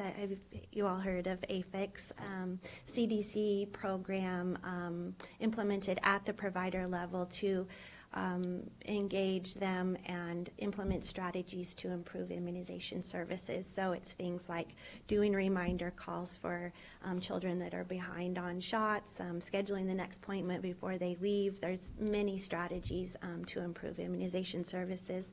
The 15 clinics that participated in that program over the last 3 years increased 2-year-old rates by 8%. So it was a good success. We have a small denominator of children that come to our clinic, and when we ran this data in September for this metric, we only had 6 children that fit into that 2-year-old cohort between 24 and 36 months. Some of them had established care elsewhere, and so they weren't our patient anymore. And to ensure that kids are on track, we do run a monthly report from the state registry that lets us know which children are behind for shots, and we call the parent to let them know and either schedule them into our clinic or try to establish them with a primary care provider. So our goal is for 80% of 2-year-olds to be up to date on recommended vaccines, and that is in alignment with the Healthy People 2020 goal. Most of the time we meet or better that 80% goal while assisting patients to find a primary care home. When you refer to the, thank you. Yeah. Refer to 2-year-olds or 3-year-olds served by Deschutes County Health Services Immunization Clinic. So that doesn't include all the other kids that were served. All the 3,000 kids. Yeah, so there's not a funnel to, they don't necessarily go there. That's not the next stop on their, whatever else they're doing. I mean, like, I was thinking about the, some of the other programs that are so successful. Mm-hmm. I'm not sure I understand. Well, I'm just, it doesn't sound like very many kids go through the immunization clinic, and yet it seems like that would be kind of a natural connection to the other things we do for young children. Uh-huh. Yeah, I think we, right, you mean like the WIC clinic? Yeah, exactly. Oh, okay, right. Yeah, actually, I'm glad you brought that up because we have improved that partnership. So they are walking kids over. We also have the Mosaic Clinic now at the Courtney. And so if they're Mosaic children, they're doing a warm handoff. If they notice that the child is due for shots, then they'll walk them over to the Mosaic window, and either they can give the shot then or make an appointment for another time that someone can give them a shot. But yeah, definitely those partnerships are important. Yeah. But it sounds like they're not at a mature level. You haven't I mean, it's a pretty small amount of people that make that connection. Mm-hmm. Well, in the state data in the immunization registry, even if we have seen a patient or given them a shot, and then they go elsewhere for care, then they are then active patient at the new clinic and inactive at our clinic, and so they don't show up in our data. Oh, I see. Yeah. Questions or? No, I'm just glad to see you today, and thank you for your report. So when you say 2/3 of them were up to date by 24 months, so how many is the 2/3? How many Or 4 of 6 were up to date? by 2 years old, 24 months, and then another additional during, before 36 months. Okay, all right. Yeah, does that make sense? Yeah. So if I could add something.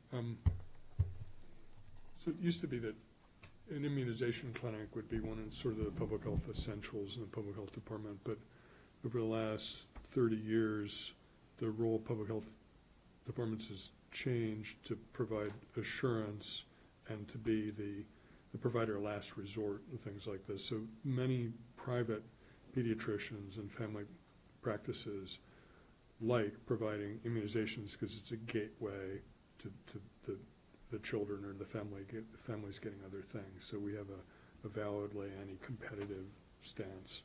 So we really provide it just for a subsection of folks that have, for whatever reason, whether it's preference or something else, have not sought or been enrolled in other providers. So this isn't it's not a material weakness in scale. This is by design. So our primary role in the community is assurance, and then also protecting the population by things like school exclusion orders and all the complicated things we heard about with the medical exemption questions earlier this year.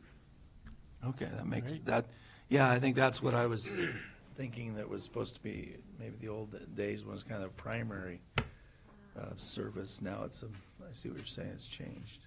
Good. Well, thank you for explaining that. Good to see you. Thank you. Good to see you.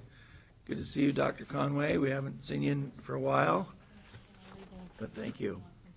Yeah, Perfect. He's hoping to be skiing by December. Oh, really? By Christmas, yes. Good.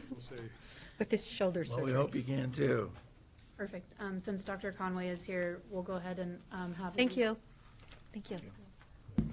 Legal give their update. This falls under the board's goal of safe communities, and the objective is collaborate with partners to prepare for and respond to emergencies and disasters. And Dave's going to give an update on some coordination that they did with health services and other departments. So, go ahead, Dave. Sure. So one of the jobs of a county attorney is to carry around a big notebook of isolation and quarantine rules and forms and legal processes. And I've been carrying that book around in one form or another since 1994. And it's a very lonely book to carry around. I typically have it in the trunk of my car in case something happens when I'm not at work. But this was unique in that it was the first time in all those years where there was actually a get-together of a number of other entities that are involved or would be involved if there were a significant isolation or quarantine event. I think, as I recall, we did it in the context of a TB, somebody with TB getting out into the community and how we might deal with that. But there was a lot of exchange of ideas as to how we would. I thought my biggest takeaway was the communication channels, and so we wouldn't have 6 or 7 isolated entities operating in a little vacuum, but that there would be this communication amongst all the various parties. And John Laherty and I attended it, and Dr. George was there, and quite a bit of his staff was there. And so I recall there were folks from Crook County and pretty much every city in the Tri-County area. Department of Justice was there. State of Oregon Health Department was there. And it was really a very beneficial 2 or 3 hours that afternoon, as I recall. And like I say, it put a little bit of substance to what's been just carrying around a notebook for a lot of years. So that's what I can say. Dr. George could probably add quite a bit on the medical side of it. Well, we were pleased to hear such a good turnout and lively discussion. Tuberculosis is one of the sort of traditional scourges that isn't a very large-scale problem in the United States, except for subpopulations like drug users, indigent people, homeless, et cetera. But there have been reoccurrences, and it's important to stay on our game and know how to deal with that. And then there's the general issue of quarantine and how we have to balance civil and personal rights with the necessity of containing disease, and that's a very delicate and, I'd say, nuanced balance. So this was about tuberculosis as the subject, but the exercise was about the overall isolation and quarantine. And most of us in this room are old enough to remember at the beginning of the AIDS era, in 81, maybe up through 83 or 84, there was a sort of national hysteria, especially in the cities where there was large numbers, and there was a tremendous overuse of quarantine and isolation because it really wasn't borne by the biologic science that you needed to be. So isolate people. So it's a very delicate balance, and I think that this was a good discussion about that. And it's better to do a tabletop rather than figure it all out when you have some sort of emergency. Interesting. Great. Good. Well, thank you. Thank you. Thanks.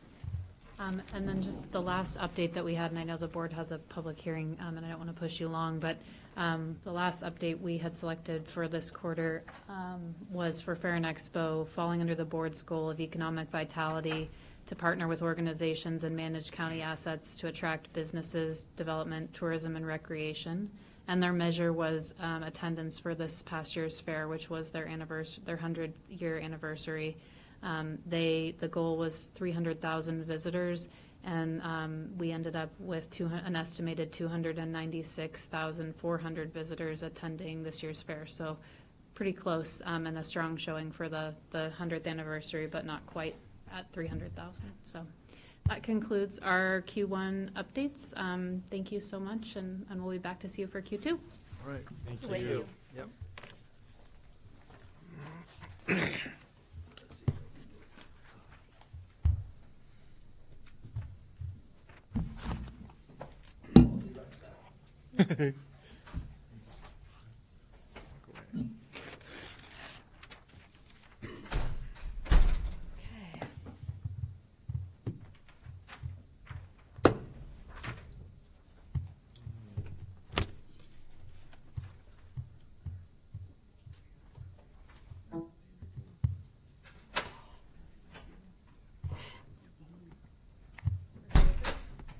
No, I didn't.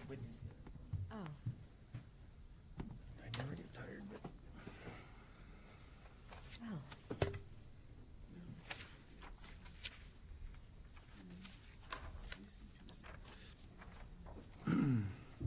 How are you? Be entertaining. Yes. all right. We need some So really. the next item on our agenda is a public hearing on religious institution amendments. And Cole Mardell will start us off. You've got the new text. Script. I noticed that there's a diminished role for the chair in that. That's what I really noticed about your script. I don't know if it was, I didn't take it personally, but I did notice that. We can certainly add it back to, you could see the whole. Just read the whole thing, exactly. Oh, no, I'm good. Whatever works best. I'm good. Thank you.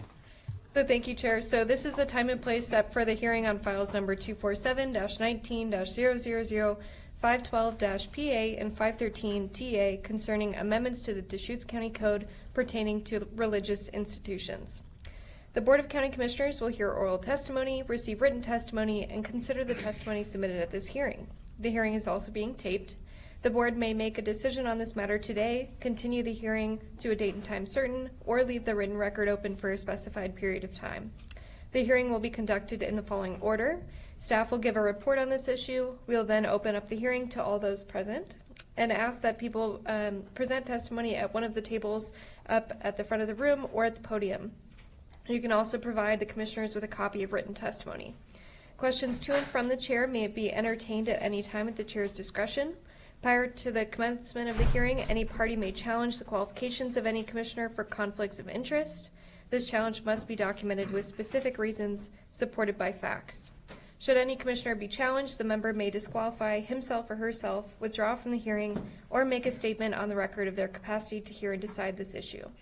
So at this time, does any commissioner need to set forth any information that may be perceived as a conflict of interest? Does any commissioner have anything to disclose? And if so, please state the nature of the same and whether you can proceed. I have no conflict. Little experience through past land use, processes, but no conflict. Yeah, I'm kind of the same. I had the prior decision involving the Shepherd's Field case, but that was really a little bit different than this, and so we were informed from that. But these are different rules. So. I have no conflict other than I live 8 minutes from Shepherd's Field. Right. Does any party wish to challenge any commissioner based on conflicts? Seeing none? As no challenges are presented, the hearing is now open, and staff will proceed with a brief report. Thank you, Chair. So for the record, Nicole Mardell, Associate Planner. I'll try to keep this presentation pretty brief. So the purpose of this project is to perform a code audit to the Deschutes County Code in order to ensure compliance with the Religious Land Use and Institutionalized Persons Act, otherwise known as RLUPA. This does not target any one specific property or any one specific project. It's a countywide legislative matter, so just setting policy, not conducting development review at this time. So to give you a little bit of background on RLUPA, it was established in the year 2000 by the Clinton administration based on testimony from religious leaders across the United States who essentially said that oftentimes land use regulations or planning requirements could inhibit their right to site a church and inhibit their right to their religious freedom. So this law established 4 general concepts for jurisdictions to follow. The first is that it bars substantial burden on religious exercise, so a county could not impose a condition of approval that was so arduous to meet that a church could not be cited.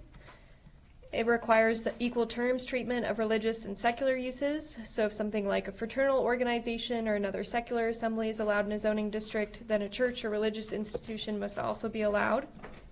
It bars discrimination on the basis of religion or the type of religious practice. So the county could not favor something like a synagogue over a Christian church. You have to treat them equally. And it bars the total or unreasonable exclusion of religious institutions. So the county could not impose a countywide ban on religious institutions. The highlights of the amendments that staff is proposing: we're planning to add an RLUPA compliance statement in the basic provisions. So if for some reason an item in our code did impose a substantial burden, this compliance statement could supersede those requirements. It alters the word church to religious institution or assembly to be a bit more inclusive and also provides a definition for that term. It adds the use to several Sun River districts where it previously wasn't allowed. And it removes the prohibition on religious institutions in the wildlife area combining zone, specifically the elk, winter deer range, and antelope habitat. So churches are currently allowed in the deer migration range, and that will remain the same. Just to kind of give a visual, I thought this might be helpful. This is the wildlife area combining zone. So this excludes publicly owned property, so it doesn't include federal land. So the area in red, blue, and you can see a small amount of yellow to the very west of the map. Those are all the areas that would be impacted by the amendments. The area in green is the deer migration corridor, and that area would not be impacted by these amendments. That's where churches currently are allowed, with limitations. What's the red striped one? That's the deer winter range. So that is impacted? It is, correct. Currently, religious institutions are prohibited, so we'd remove the prohibition in that area. We received pretty extensive public comments for this proposal, although the majority of them were focused specifically on the wildlife area combining zone element of the proposal.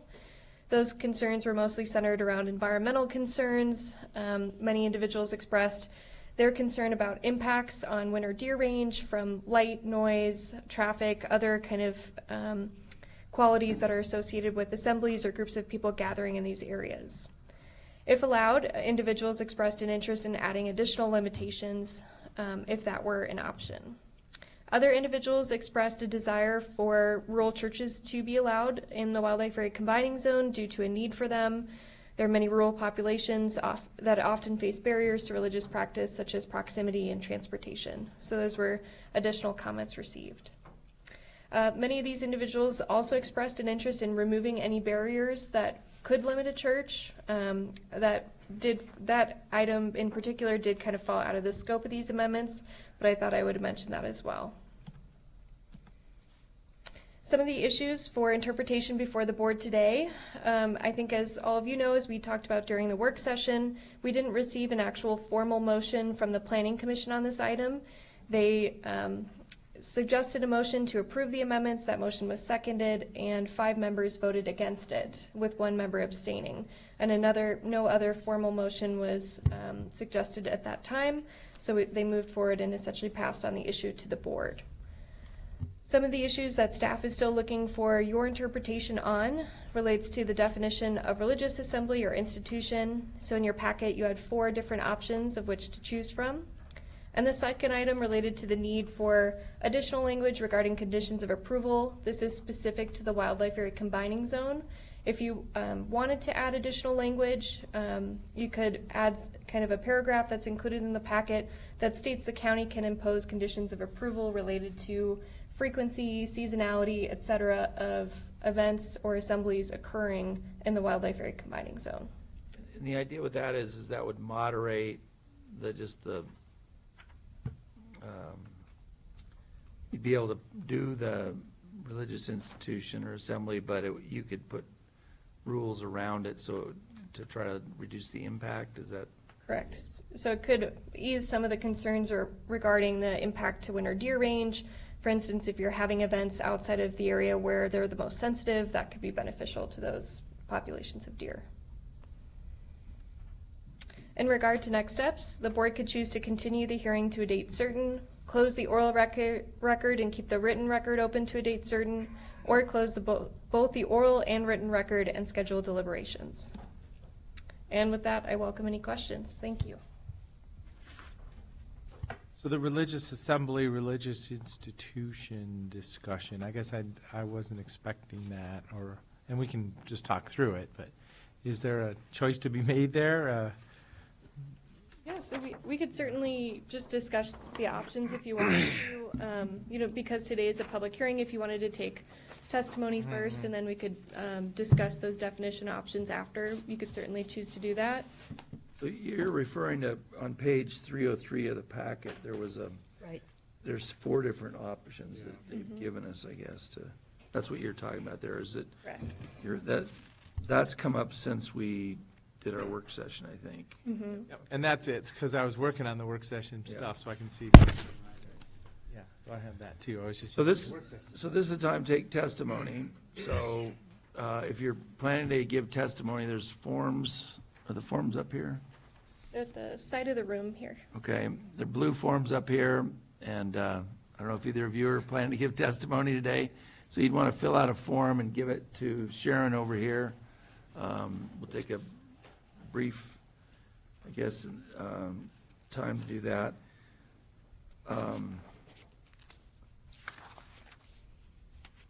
The other, put in perspective again, the what starts at page 306 is the draft findings, and then after that, I guess, is the back here you have is the easy analysis part of the draft findings. Mm-hmm. So all that's kind of what you've prepared ahead of time that we could rely on, or that would summarize what we decided if we went along with this. Okay. Correct. Yep. So we'd anticipate testimony about the idea or about anything that's in these findings. Correct, yes. So just to give the board kind of context, we did have 3 public hearings at the Planning Commission level, and at that time, the findings and the EC analysis were available for individuals to provide comments. We received a limited number of comments on kind of the details of the EC, but we did receive them from Sarah Gregory from ODF&W, so I've incorporated her comments in the latest version of the EC that you have in front of you in your packet today. I guess one question I have while we're waiting, I'm kind of surprised that when you had 50-some people testify at the Planning Commission, what's your understanding, or why would you think we would have no or very little testimony today? Any comments, thoughts? Yeah, thank you, Chair. I think part of it just having 3 public hearings, I think perhaps people felt that they had their chance to provide the information. We did make it clear that we would do our best to capture their comments and reflect them back to you, because we know that the board is interested in hearing kind of a broader scope of what people are saying at these hearings. Other than that, I'm not sure we posted notice in the Bend Bulletin. We also have a project website that we've been directing folks to, as well as the Deschutes County meeting page. So in a case like this, you're thinking that people that may have testified would expect us to read or understand their testimony from the Planning Commission through looking at the record or something, okay? So, and there's, I mentioned, maybe this is, there's a future proposal from a parish that I'm involved in that is disconnected from this legislative process. But there was an assumption that got the word out that said, hey, you got to go advocate for this. And, I didn't see all the testimony, the video of it. But there was a group of people here that got engaged, but I don't know that it wasn't quite the right domain, for that, so. Look like we do have some testimony. But it was good that they participated. Very happy. Call them up. Very happy. So first will be Ben Schmoller and then John Schmoller. So if you want to come up together, actually, you both have 3 minutes, but because we have not an overwhelming crowd, you probably could take a little longer. Oh. So. Turn up the volume on the. Thank you. Yeah, you bet. Thank you for coming. Thank you, Commissioners. Thank you, staff, for being here today, the opportunity to testify on this. I would really encourage certainly the Commissioners to take the opportunity to look at the broadest use of language and the opportunities used for the definitions that have been put before you by your staff so that there can be a larger scope of opportunities for religious protections. I would argue that this is critical not only just for an individual's constitutional rights, but they're important staples in our communities and certainly in rural areas. And this is institutions that are great supporters of the local community, helping with throughout the neighborhoods, from everything from economic hardship to a strong moral compass to, a building of deeper ties and trust with one another. I would encourage the Commission to act to protect that in the broadest way possible. Thank you. Thank you. If your name for the record. Yes, I'm sorry. My name, for the record, Ben Schmoller. All right. Well said. There you go. Good afternoon, Commissioners, and appreciate the opportunity to speak with you today. I, too, agree and support the amendment, the text amendment associated with religious institutions and allowing them in some of the zones that are not allowed in now. I also would like to ask the Commissioners to consider taking a look at the deer migration corridor where it's conditionally allowed, but some of the extra criteria associated with that make an undue burden associated with trying to get these institutions in those locations. And so I don't know that it would be done as an overall scope associated with this, but would hope that this bringing it to light would help take the opportunity to try and clean the whole mess up at one time. There's conditional use allowed in the deer migration corridor, but when you go to apply it, it's almost impossible with almost zero land available that would meet that criteria that would allow you to put a church there. So. Thank you very much. And that's the migration corridor. Yeah, so not being considered at this time as part of the text amendment because it's already allegedly approved as a conditional use. But when you apply, and I'll have to tell you, it's been an education, and I admire Nicole and anybody that gets to deal with this code on a regular basis. It's quite confusing to the layman. But my understanding is that when you try to apply the extra criteria or the additional criteria that would let you put a church in conditionally in the deer migration corridor, it's all but impossible to do that. So as a part of this overall scope, I don't know that it's, I don't know if it's apples and oranges, but I do know that it has enlightened us as to the difficulties and the challenges. So it's not allowed here, but it's allowed here with these rules that make it impossible. If we're cleaning up this area, maybe we can clean up this area at the same time, or relatively soon thereafter. Great. Okay, good. Any questions or thoughts? Nicole, are there any churches then in the area where he's talking about, the corridor, the migration corridor?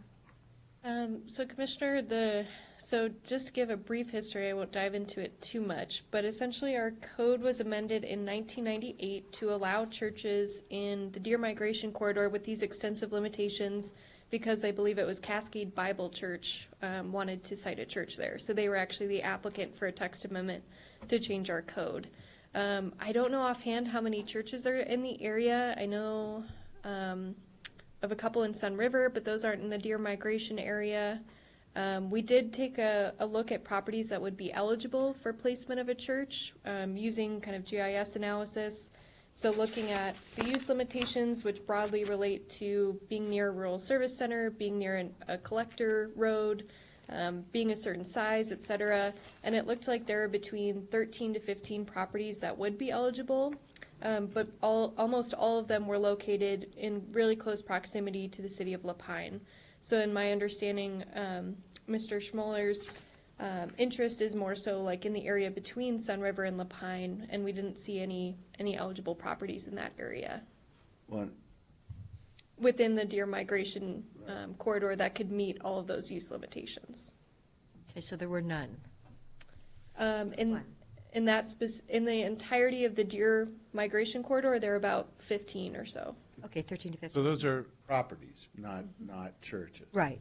Properties. Multiple churches. But all those properties, is my understanding, I haven't looked at them each individually, are already being used for something else.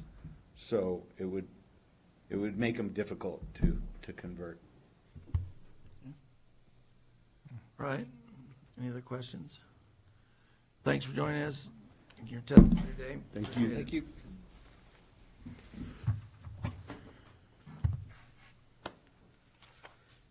Seeing no other oral testimony, I guess the question is what's our next? We can close the oral testimony at this point. We could we could leave open written testimony, but I don't know that there's a need for that. Any recommendations on that, or?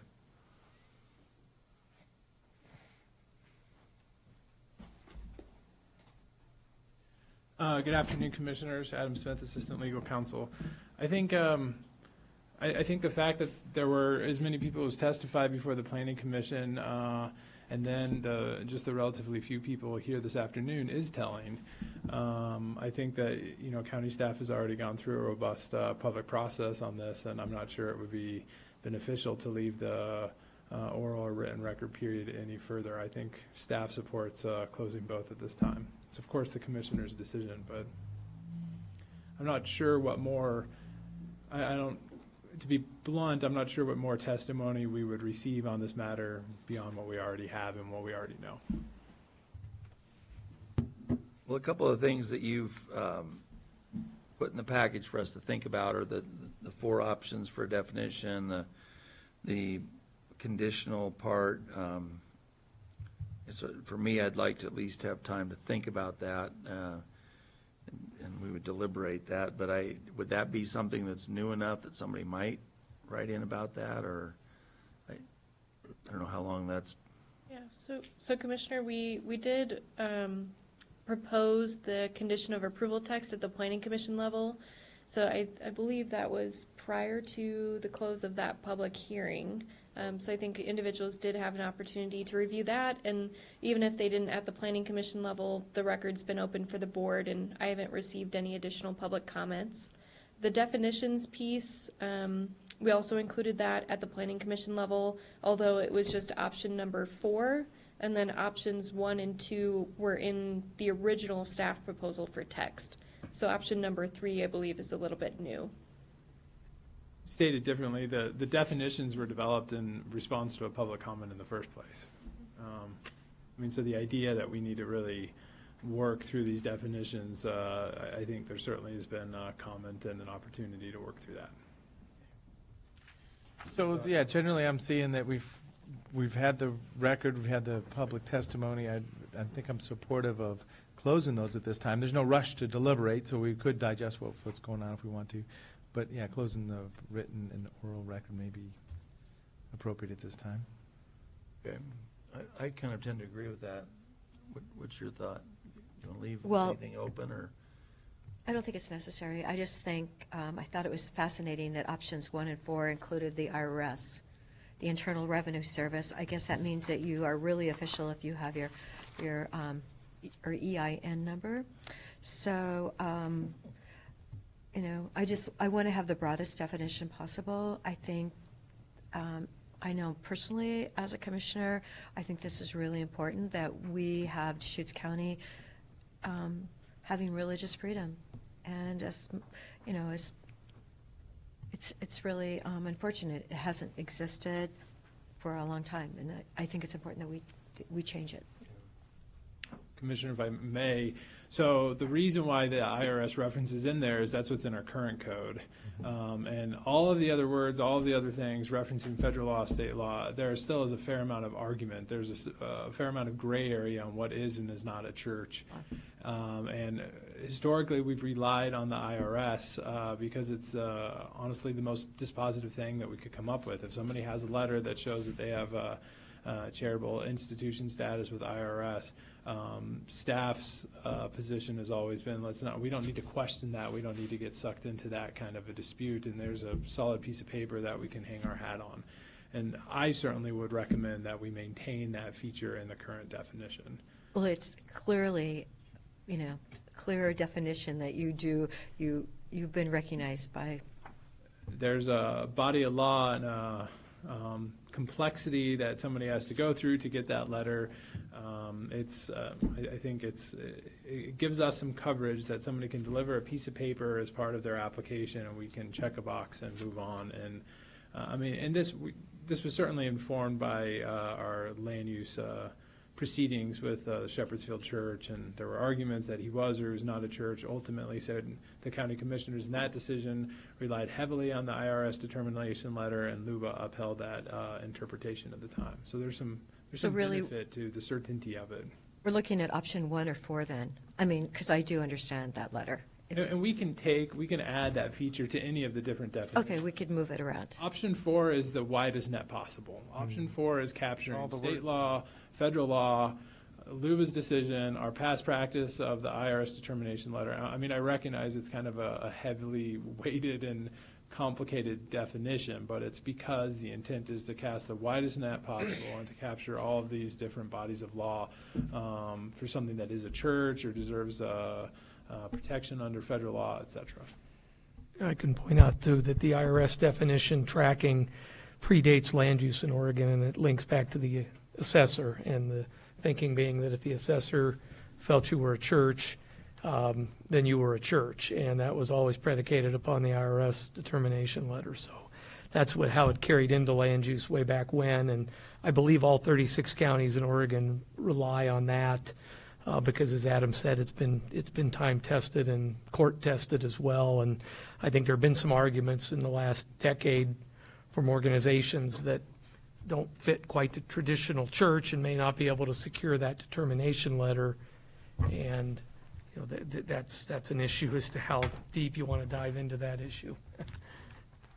So there's some things for us to think about on that. Okay.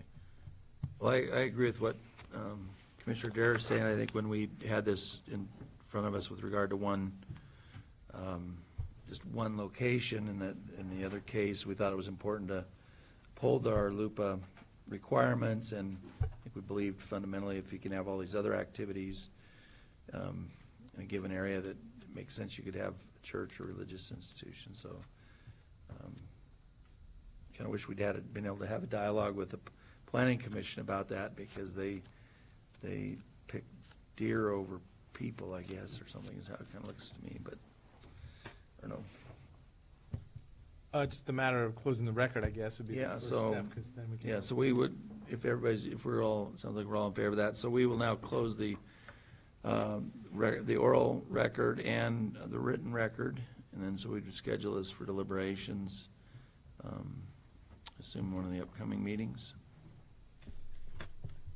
Before November 22nd, right? Oh, is that, did we have a timeline? So Commissioner,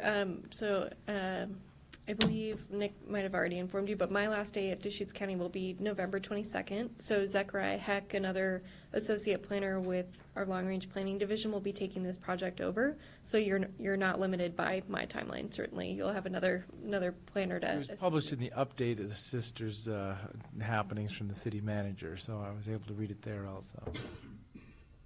Well, congratulations on your new job. I'd heard about it also, so that's great. You'll do a great job there, so. Thank you. Yes, she's joining Sisters. Yeah. Well, if we're trying to do it before that, the only time would be next Monday. I don't know if we're gonna have time. We've got a lot of stuff in front of us, so I'm not sure we'll get it done by Monday. So, might have to do it to a later meeting, so. Do we need to set the time now, or? Oh, yeah, this is. So there was a request for a kind of a substantive change about conditional uses in the migration zone. And I'm thinking that would probably be out of the scope of this, because that'd be a big substantive change, is that correct? Mm-hmm. I mean, We'll probably have to go through a similar process through the planning commission and through the, I would I'm guess. just thinking that, yeah, that's. Commissioners, it really traces back to the different prongs of our LUPA, one of them being the equal terms provision, another being substantial burden. Our intent with this amendment was to try and address more of the equal terms, the known equal terms issues in our code. The comments you heard today, I think, are directed more at the substantial burden prong of our LUPA, and without a doubt, with the commissioner's direction, we can work on something, or of course, folks can propose a text amendment, and we can work with them on the text amendment. But it's although all wrapped up under our LUPA, it would be a difference from what we're trying to accomplish. In this particular text amendment would require pretty substantial changes to the EC analysis. It's not as simple as just changing some words in the code. It would be a more complicated analysis, I think. So, yeah, I mean, this is kind of a bite of progress here, and then there's another request now, and then, yeah, other land use that could be discussed. And in the interim, just to give a little bit of background, so those use limitations apply to other types of uses like churches, community centers. So that's part of why you need the more extensive EC analysis, because you have to kind of weigh the pros and cons of, which still have those limitations, which don't. You have to treat them equally, et cetera. But I think the other piece is that we are adding that basic provisions compliance statement as part of these amendments. So if these were to move forward, if someone were to come in after they were adopted and say, this regulation really limits my ability to cite a church here, they could utilize that basic provision compliance statement to essentially say our LUPA supersedes this requirement. So that is an avenue in the interim. Which is in there. Mm-hmm. It certainly doesn't, the code in its current form doesn't slam the door shut on a church who's wishing to apply in that location. It makes perhaps their application riskier and more expensive. Just like Shepherdsville, they'd have to argue an RLUPA claim and would go through safe harbor analysis. But I mean, there is a path, there is a mechanism even in its current form. Right. Good. So let's see. So that's it? That's all we need to do for today, I guess. Yeah, so that's a public hearing and scheduled, yeah. So Commissioners, for the next packet, for the deliberations packet, because we have already presented the record to you, that I think was around 700 pages, so thanks for your patience with the volume. But the next packet, we'll just condense it to make sure that it's clear of the 4 options for the definition, and then the decision of whether or not to include the condition of approval piece. And attached with this is all the red is all the places this would be put in, right, or added to the text. Mm-hmm. So if we want to just see what we're actually doing, it's the red markups of the code. Okay, good. All right. Sounds good. So we'll finish that item. So I told that our next item is we were going to do the review of the Thornburg information. I had told the parties involved with that we wouldn't start till 3:30, so, Can we call him? yeah, I guess we'll go into recess until, what's that? Oh, thank you, Sharon. One or, okay. But we also, I told the parties that we wouldn't, I didn't think we'd get to it till 3:30, so as a I think we matter of courtesy. we set it for 3:30. Yeah, that's basically what I said. That wouldn't be before that, so I think we'll go into recess for 20 minutes and then reconvene unless there's some other item to handle. I did think of one, quickly on the other item about I was talking about the collaborative forest. Another project and another thing that I had learned yesterday, the meeting, was that the budgets are quite unclear for for the collaborative forest program itself, and then the Forest Service budget is very unclear going into this next 2-year period. And it was pretty interesting to hear the Forest Service talk about that in depth. And then we're putting in for some of the money that's available. There's about 80 million or something available, and we're putting in for some of that. But there was another thing that was kind of interesting about the collaborative forest project and what it's working on. So I think that was kind of a big 10-year commitment by the feds, and now it's the end of that initial period. So that's why everything's kind of up in the air about the future. Well, they have $80 million of like new money, but what I learned yesterday is about 2/3 of that is spoken for by projects that aren't finished yet. So there's only about 20-some million for the country. So that was kind of interesting to learn. So, any other items, new items, meetings? I'll let you know after tomorrow. Okay. All right. So we'll go in recess until 3:30.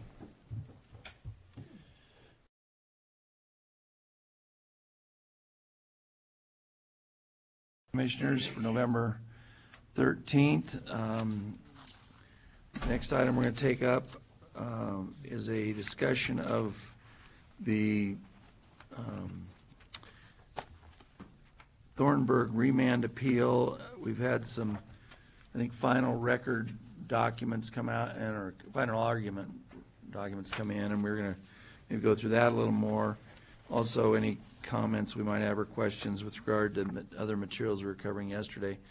I will say, I read those specific pages, from the decision that 28 through 32, and it provided a lot more clarity about the real specific issues, more than I had before. So about the water specifically and what the hearings officer had ruled on, and how, I guess, he had looked at it, which was really helpful, because it kind of narrows it into what we would be doing, looking at the record specifically. And I don't think I had much of a sense before that, or as much of a sense as I have now, that but for adding condition 17, the hearings officer would not have approved the You felt it was application. required. Yeah, that was required, that condition was required, or there wouldn't have been enough evidence in the record to prove the water met the quality and quantity. And so that means that was what that decision maker takes. So for us to rule differently would mean we'd have to say there was enough information in the record without that condition, which I'd never really put that in my head until I was able to read this. It was more specific than I realized. But that was a point in time, and now there's more information, and it's farther down the way with known more information. Yeah. Well, there's the record for the next hearing when they decide not to decide it, but, yeah. Yeah, exactly. There was enough uncertainty for the hearings officer that he created that condition 17, so that there was enough uncertainty about the resort being able to acquire those water rights. So if they weren't able to acquire those water rights, that condition allowed for at least a consideration of a change in water rights but possibly requiring a modification to the FMP. And that was a point in time in 2008, correct? Correct. You're referring to that hearings officer decision. Right. Yeah, I'm getting up to speed better. You know, I was able to flip through the stuff that came in from over the weekend, kind of get through it all, and see how it hangs together from that point of view also. You know, now that's, because that's the final information provided to us in this process at this time. Sure. Yeah, I and want to walk, I guess one way we could approach these final arguments is things that are new or specifically stand out. Is that, what were you thinking? yeah, and I don't have any sort of formal presentation prepared for this beyond these bullet points that are provided to the And board. this still isn't deliberations, this is preparing for deliberation. Exactly. Mhm. Did you have any specific comments or questions since yesterday? No, I was just Commissioner happy that they gave us the record to focus on 28 to 32. Sure. It definitely is the area, so, Um, thank you, Adam. I will note that both Liz Fancher and Jeffrey Kleinman, the attorneys involved, provided some draft findings for the board in their submittals. So in deliberations, the board can consider adopting any draft findings that they agree with. Otherwise, we can write new findings as well, or craft a mix-up of a decision. So when I look at the Fancher supplied findings, there's a lot of references back and forth and out of this system. So my thought is, you know, if we select some or, you know, whatever findings we select and running down all the references to make sure it all hangs together, would that be something that, I mean, how do we make sure if there isn't a loose end in there, what's the best plan for making sure of that, I guess? Yeah, that's something I would do in reviewing that decision. Probably have Adam take a look at it too. Yeah, because it makes a statement, and then it references or italicizes this sentence, and then it says reference this document, and then making sure it all hangs together, because Certainly. it's pretty deep at that point. Certainly. So you're kind of asking if they, as the experts, will make sure that the footnotes match what's said type thing? Yeah, well, yeah, so our because her product, it may be all there, but as I say, if any of those references are not lined up, or, the record is going to miss it something, then it'll just open up somebody and say, this doesn't work. But that's what our professional staff does, is make sure that hangs together well. We can do that, yeah. I also did want to note, yesterday we went over in some detail the subject of the remand and the issue around jurisdiction. I did want to point out that Mr. Kleinman did raise an objection to materials that were submitted during the open record period for the hearings officer hearing in the final argument stage when no new evidence is allowed. So I've made some notes of where those arguments are located. They're reiterated in the final arguments as well that you've received recently. And the applicant has essentially argued back on some points, has accepted that some of those materials may be new evidence. So in a final decision, those topics should be addressed as well, whether the board took into consideration new evidence in the third open record period, or if the board recognized that as new evidence and didn't consider it. So you're asking us to delineate between arguments and new evidence? Yes, we'll have to include some findings around those points since the objection was raised. And the objection is in the record here, or in? It is, yeah. It's, let me pull out my notes.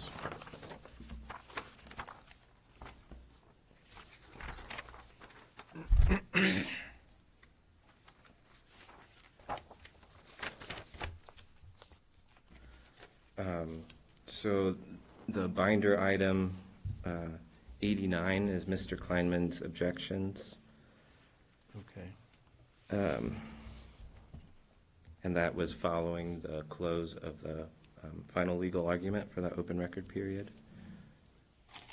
So this is comments on a final closed record? Exactly. Okay. In response to that, items 87 and 88 are two attorneys for the applicant's responses.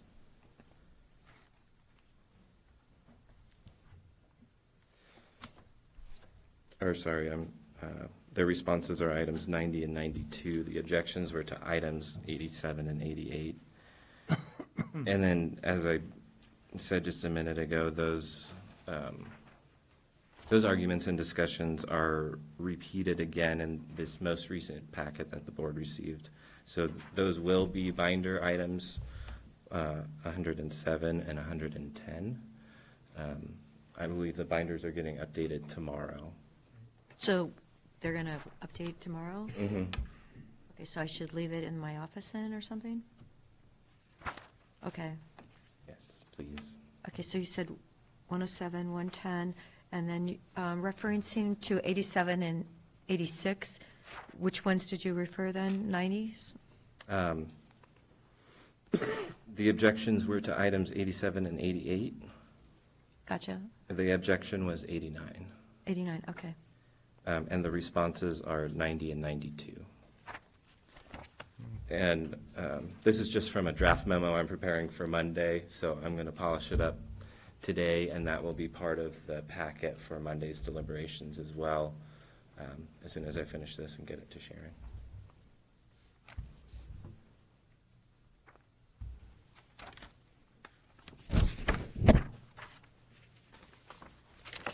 Is there any kind of decision matrix process you think you're going to get to, or what does that look like? Because that, I mean, that's really defining and giving options. Yes, I have a matrix I've been working on today. It's covering the jurisdiction argument, the merits of the remand instructions, can the TP be approved and meet the no net loss degradation standard without condition 17, and then there's a somewhat more minor part to LUBA's remand instructions that says if a change in the mitigation water source were to happen, would that constitute a requirement to modify the FMP or for a new application to be made? It seems like nobody's, at least in my review of the record so far, nobody's arguing that there would be no modification required, but it's probably important to address that in the decision as well, since it's part of LUBA's remand instructions. So definitively answering that question, even though that action isn't happening. Is that kind of right? Yeah, that's what I thought, just to make sure we're covering everything we need to.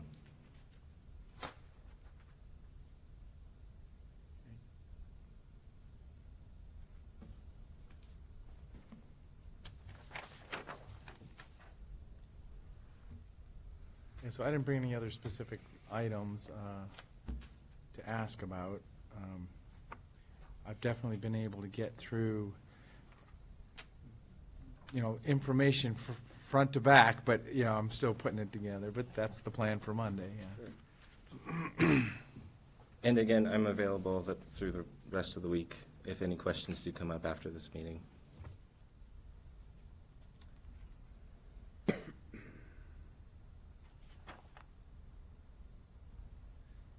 Do you have any questions, or you want clarification on, or? No, I'm still divulging into the details.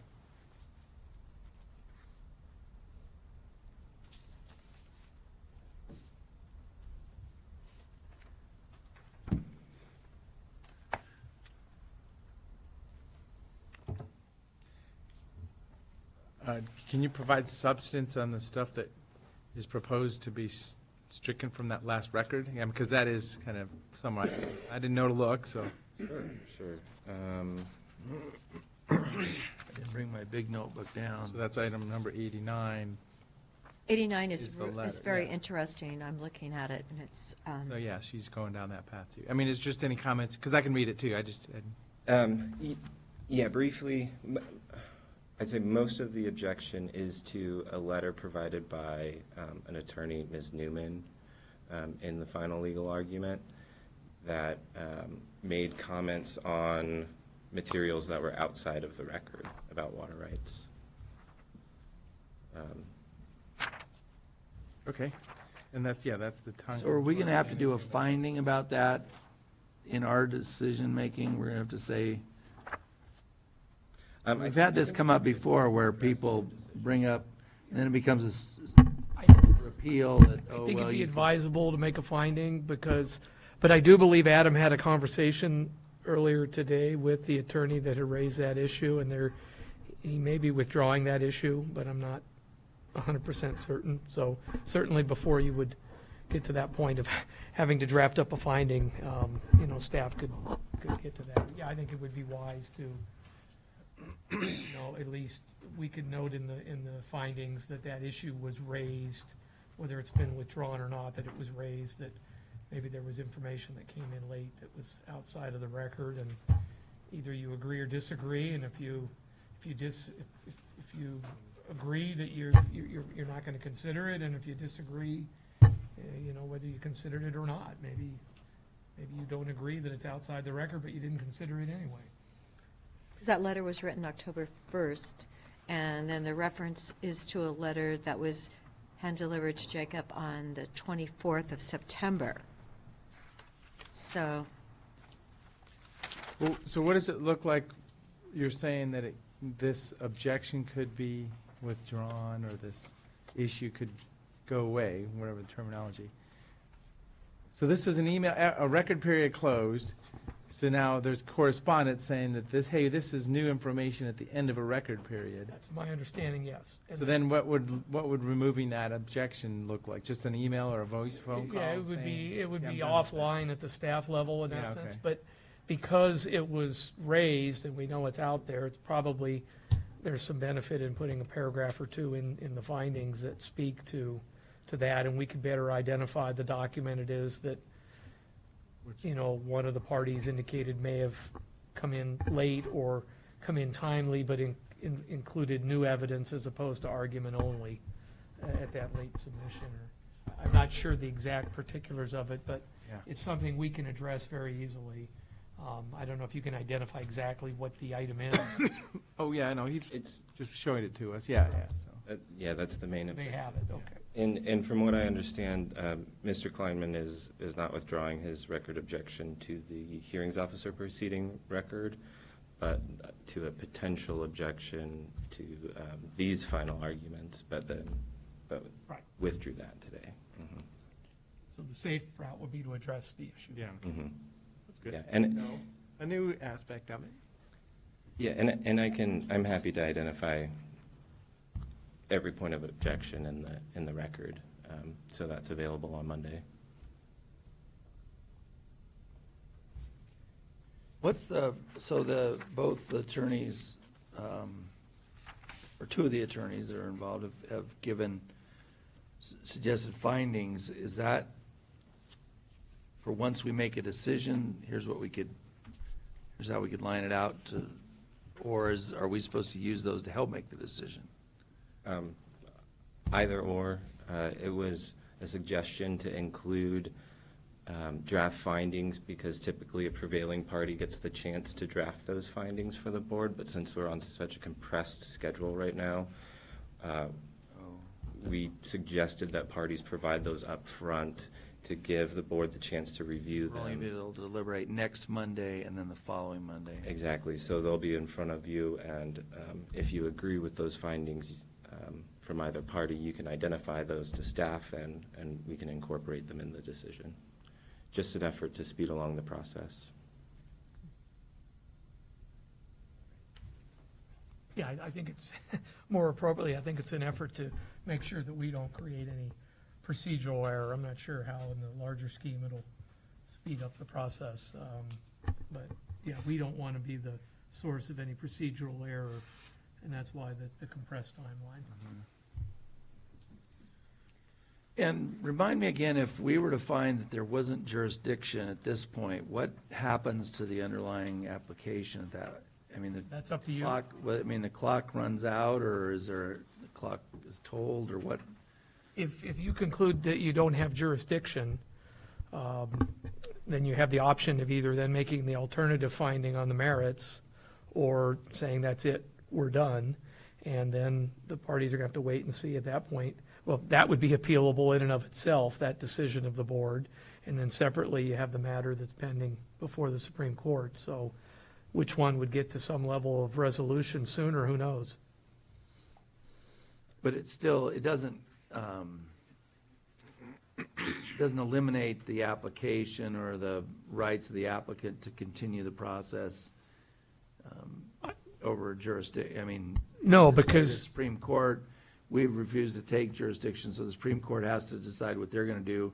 Right. Then we would take jurisdiction. If the Supreme Court came out and said, well, we don't think we have jurisdiction and we'll put this to rest now, this goes back to the county, then would we take it up at that point?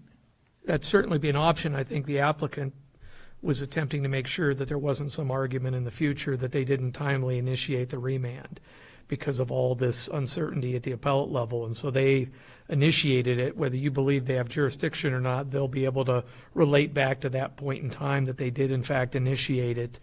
And so I don't believe that window of time in which to initiate the remand is going to be an issue ever. It's just going to be whether you folks presently have jurisdiction or whether that jurisdiction is going to come at some later point in time, if at all.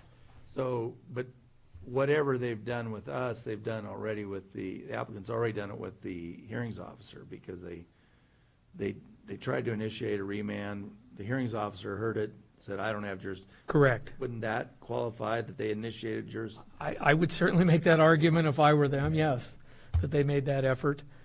I mean, if they're wrong and the county doesn't have jurisdiction, then the jurisdiction clock's not going to start until there's this final appellate judgment, whatever that may be.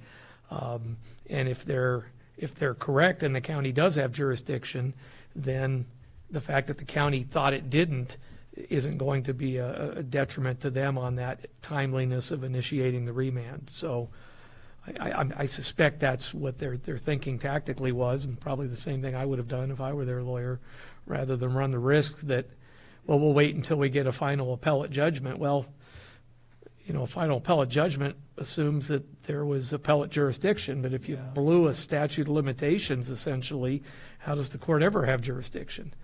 And now whether they blew it or not, I don't know. I mean, it's the whole issue with the mailing and. But yeah, I think it's up in the air whether the Supreme Court's going to say we want to look at this or not. I mean, if they say we don't want to look at this, I think that would be a holding that they don't really have jurisdiction, or I don't know, they're going to have to do something. Well, but I think if the Supreme Court says we're not going to hear it, then that, I believe, is what the Court of Appeals is waiting for in order to actually generate the final judgment. And so. Oh, as opposed to a decision. Yeah, and so. I saw that argument was made. And so that final judgment is arguably what triggers the right to a remand, or at least that's been argued by one set of folks.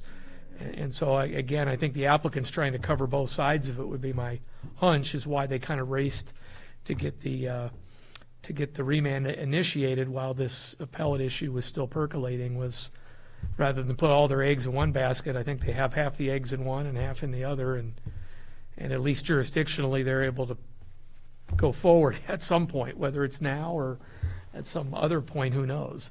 Well, you know, so in some ways, we're the citizen body looking at this. I mean, we're quasi-judicial, but we're not really the experts on the civil procedure on this. Will we be held at the same standard as a regular court would be on this, or? Sure, absolutely, yeah. As is the hearings officer. Yeah, okay. We have professional support to make sure it's a professional product. Yeah.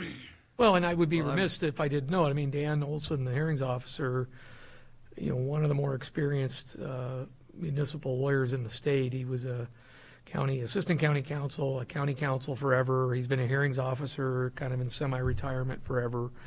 Sharp fellow. I mean, he knows his stuff. So frankly, he probably knows these issues far more than any circuit court judge would, because they don't do land use in the circuit court. And so, I mean, Dan's a pretty bright guy. So whether it's Dan or whether it's this Board of County Commissioners with support of staff, I'm confident that whatever ultimately jurisdictional decision gets decided or reviewed on the merits of that jurisdictional decision, that it'll have been a well-versed and well-articulated decision either way. Whether you assume you have, whether you conclude you have it or you conclude you don't have it. Reasonable minds could certainly differ. When we conclude we think we have it, but we're smart enough to know that the Supreme Court might disagree with us? I mean, is that? Sure. Yeah, I think you can make a Vice finding versa, that I guess. you believe there is jurisdiction, although you recognize, it's a kind of a novel question, and then that's why I said then you get to that crossroads. Do you end it? If you determine you don't have jurisdiction, do you end it there, or do you say, but in the alternative, we're going to go to the merits? If you say you have jurisdiction, then I think you have to go to the merits and address Condition 17. All right. Any further questions, or Tom, you have any comments or thoughts? Mr. Dare, anything else you want to ask, or if there's a chance, Jacob, there may be things we need to ask individually about specific parts of the record as it comes in. I think, I know for me specifically on this issue of the water, I guess I'm going to be looking at what's new in the last round of hearings, what was submitted to counter what made the record in the previous round inadequate in the hearings officer's mind, and see what was added to the record. But it's pretty challenging to. If I could follow up on that objection that Jacob was talking about, the beauty of technology, just received an email from the attorney that has made that, Mr. Kleinman, and he just wants it to be clear that the objections still stand. And so more reason for us, well, he's watching, that's what he said. So there is more reason to address that issue. So it still stands. Yes. The objections we need. He and Adam were talking about something, but yeah, we'll want to address that. That's good information. Technology at work. Yes. Okay. All right. I think that concludes it for today then. Right, thank you. Thank you. Commissioner Dare? Yes. Okay. So we will adjourn for today then, and be back on Monday. This will be on the agenda on Monday for first round of deliberations.